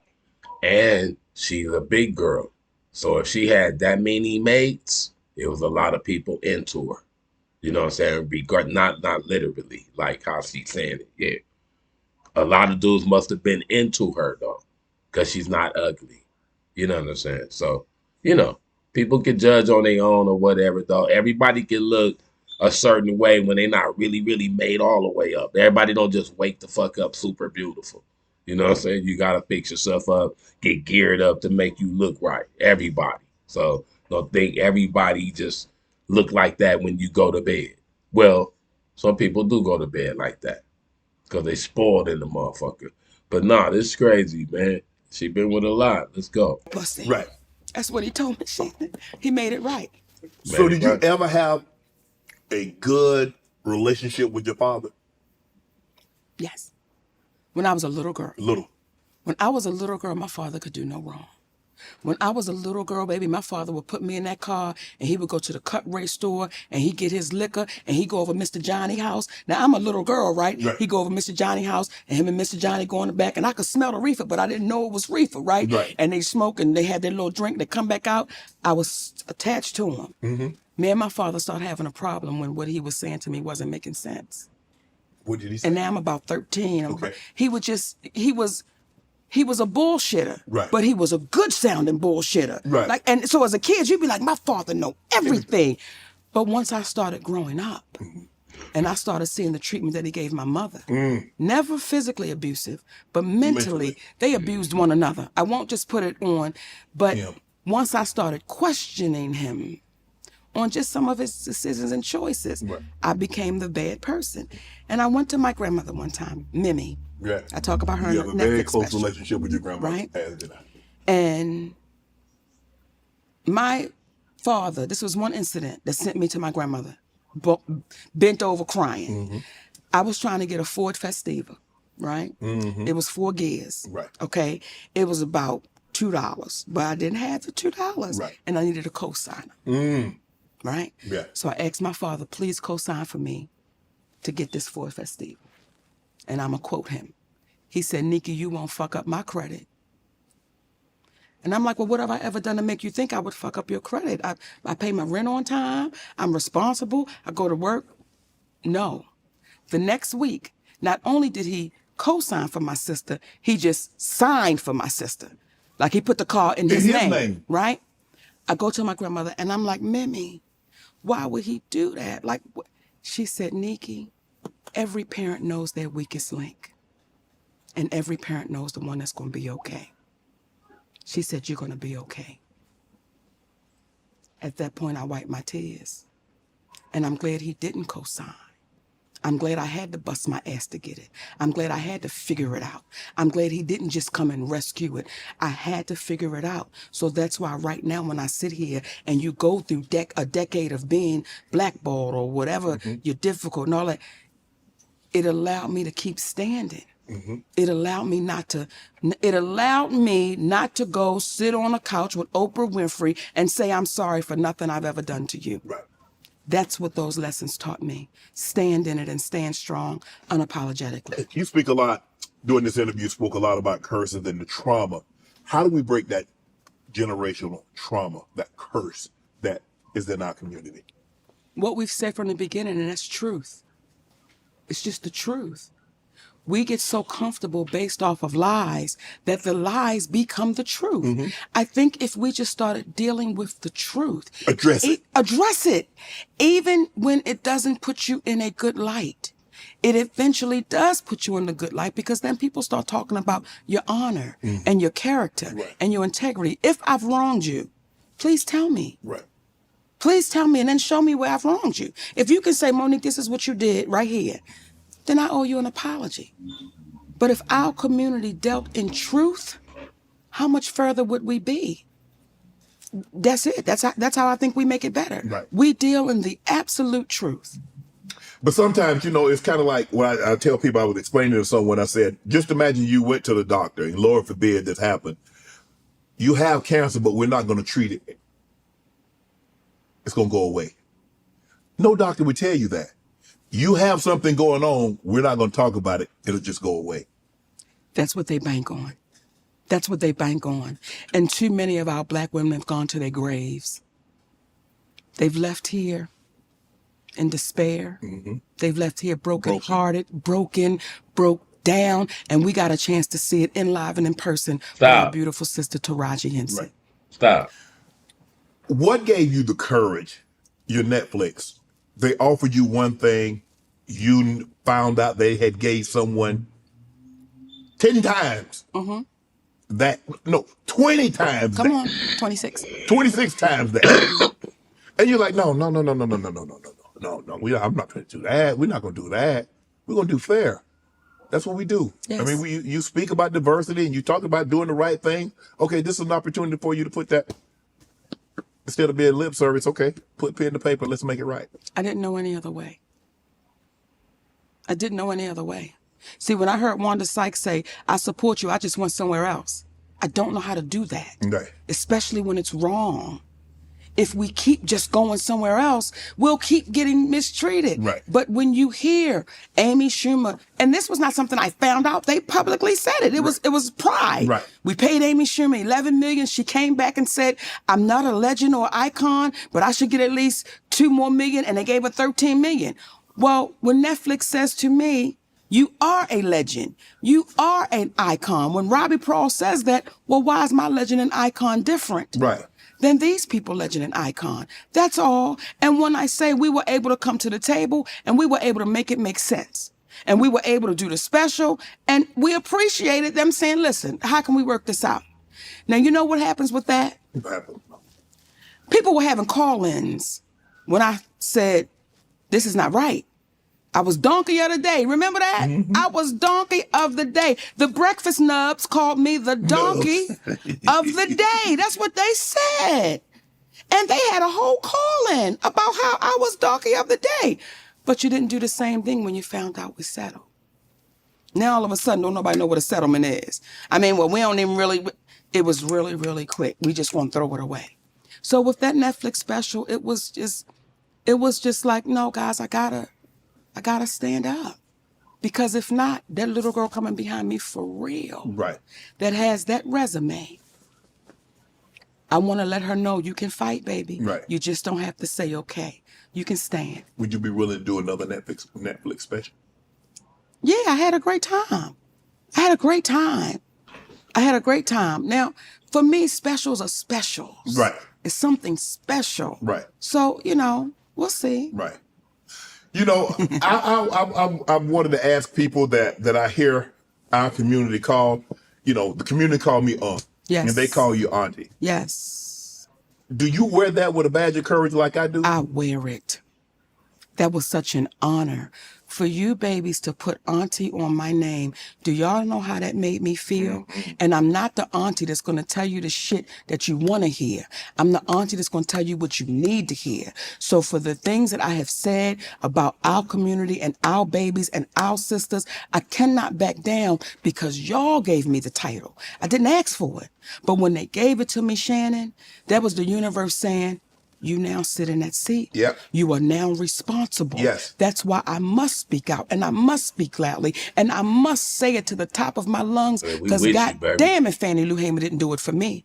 God damn if Eartha Kitt didn't do it for me. God damn if Moms Mabel didn't do it for me. The ones that came before us, and there's a woman still alive named Sylvia Tremore Morrison.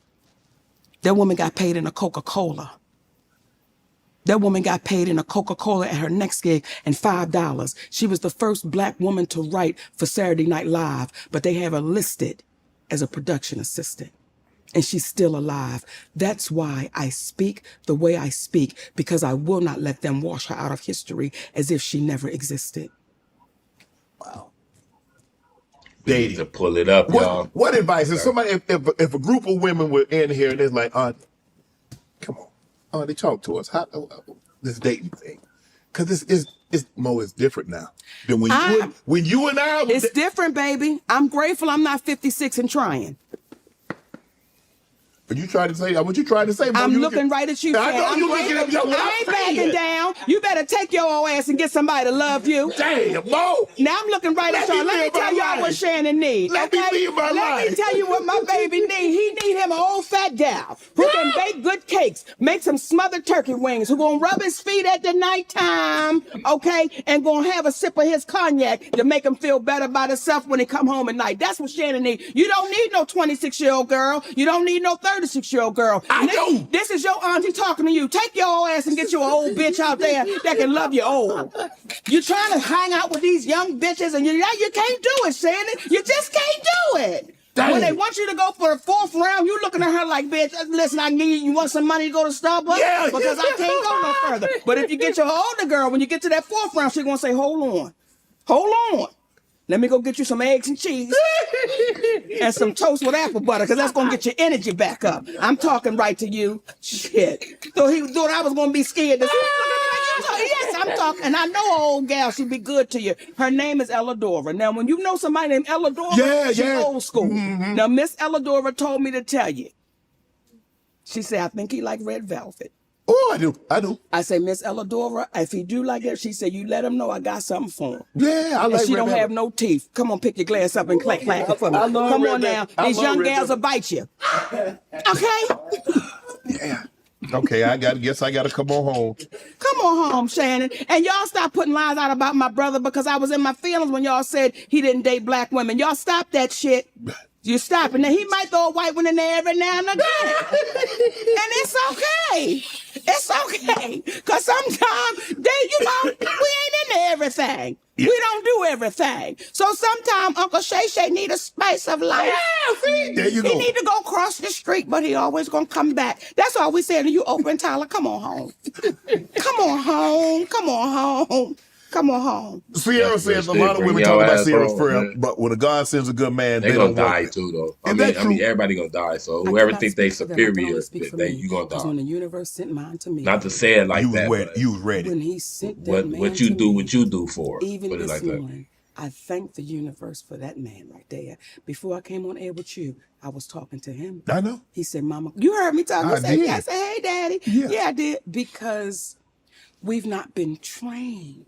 We've not been conditioned to understand you. We've been trained to fight against you. Right. We've been trained to go against you. We've watched our mamas, our grandmamas, our aunties speak ill of a black man. Mm-hmm. So now when a black man comes and he good, you waiting for the bad because grandmama told you black men wasn't shit. Mama told you black men wasn't shit. Your auntie said black men ain't shit. So all you have in your mind is black men ain't shit. And so when you get that beautiful black man, he's now got to say to you, erase everything they taught you. Right. Because I'm here. Or then you treat him like that, and then he goes, and then you talk about... Now you're mad because he didn't want you the white girl, Shannon. Now y'all start treating Shannon good, okay? Start treating him good. Now, Shannon, I got to catch my plane. Okay, this is the last one. Unless you want to send me back on your jet. I wish I had one, Mo. I wish I had one. But I'm going to get you out here on this one. See what y'all did? You heard what Shaq said. Shaq said, what'd he say? They asked Shaq, should a man open up to a woman? Shaq said no. He says, because if you do, they're going to use it against you. He said, because if I'm crying about something, they're going to say the first time they get mad, they're going to say, see, you're crying because your daddy said what he said. How do you take advice from a man who has no woman? And I love Shaq. But how do you take advice from my brother that has no one? Okay. If you have that person in your life and you say, listen, I'm dealing, I'm going through, who else do you talk to at nighttime in your pillow talk? Who else do you share your life with? Who are you sharing with your life with, Shaq? Do you tell another man about your situation? And does he make you feel better? Like, who do you share your life with? So I don't agree with that at all. And I love my brother, but I don't agree with that. I think that makes division. Because if I got to call my girl and I talk to my husband, right, When I heard Oprah say, and these are her words, not mine. She said, when I be stressed out and I be going through it after the show, I will come home and Gail could calm me down and put me to sleep. What you say? What's that meant? Okay, then you said it. I'm going to sip. Nope. Oh, I'm going to get Oprah on here. I'm going to get Oprah on the show. But those are her words. So I believe that partnership is partnership all the way around. When I leave this earth, there is nothing my husband will not know about me and the other way around. Right. Did you know after your first 2 marriages, you going to get married again? Yes. Because my first 2 marriages were just marriages of... My first marriage was you just couldn't have the milk without buying the cow. Right. That was the first marriage. Right. And we were boxers. Okay. We were Friday night fights. Okay. Okay. We were it wasn't domestic violence. We was Friday night fights. Right. Okay. I took an L sometime, but sometime I didn't. Right. Okay. Okay. The second one was I couldn't afford to pay my rent. Right. And I didn't want to have a boyfriend. Right. So that's why I say this is the first time I've really been married. Right. Tell me the story that you wanted to share that nobody else knows that you was going to share with us. Y'all ready for this? I'm ready for it. I want you to move in. That man that was sitting right here on this couch, his name is Cat Williams. Yes. Cat Williams and I have a relationship. We're fraternal twins.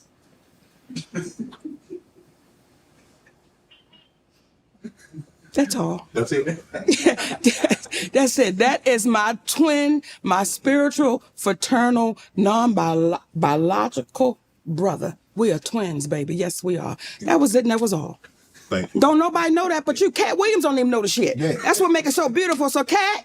I'm gonna call him. I'm gonna call him and say, "Hey, I met your sister for the very first time." I need you to tell him.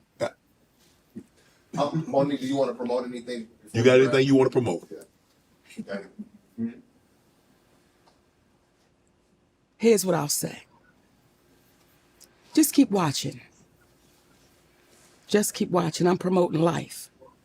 Just keep watching. And I love y'all for real, my babies. Thank you for watching. Monique, ladies and gentlemen. Mo, thank you so much. I really appreciate you. All my life, been grinding all my life. Sacrifice, hustle paid the price.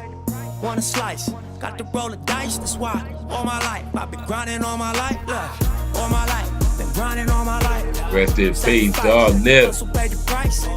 Want a slice, got to roll the dice. That's why all my life, I've been grinding all my life. All right, man. So, you know what I'm saying? It's like you got to let the people speak for themselves, basically, though. So that's what I allowed her to do through Club Shay or whatever. It ain't no, like, clickbait. It's nothing. And you go back on YouTube, everybody done shared this. So don't come on here saying nothing wrong. All I did was let her get out her truths. That's what we got to do from now on, man. And stop hiding behind the lies, because the lies is like we get used to living like that, and it's just going to be bad for our kids in the end. But I do promise y'all, though, it's like what? This 2024, I look at it by the year at 21, 24, a lot of us ain't going to be here anyway, man. Y'all better enjoy this shit until the wheels fall off. We up out of here, baby. I love y'all. Coolest dude on YouTube, the Spiffy guy for 55. We up out of here. Hit! Hit Squad. And Reckless. You know what I'm saying? MC Doc, baby. We came to do this. You heard?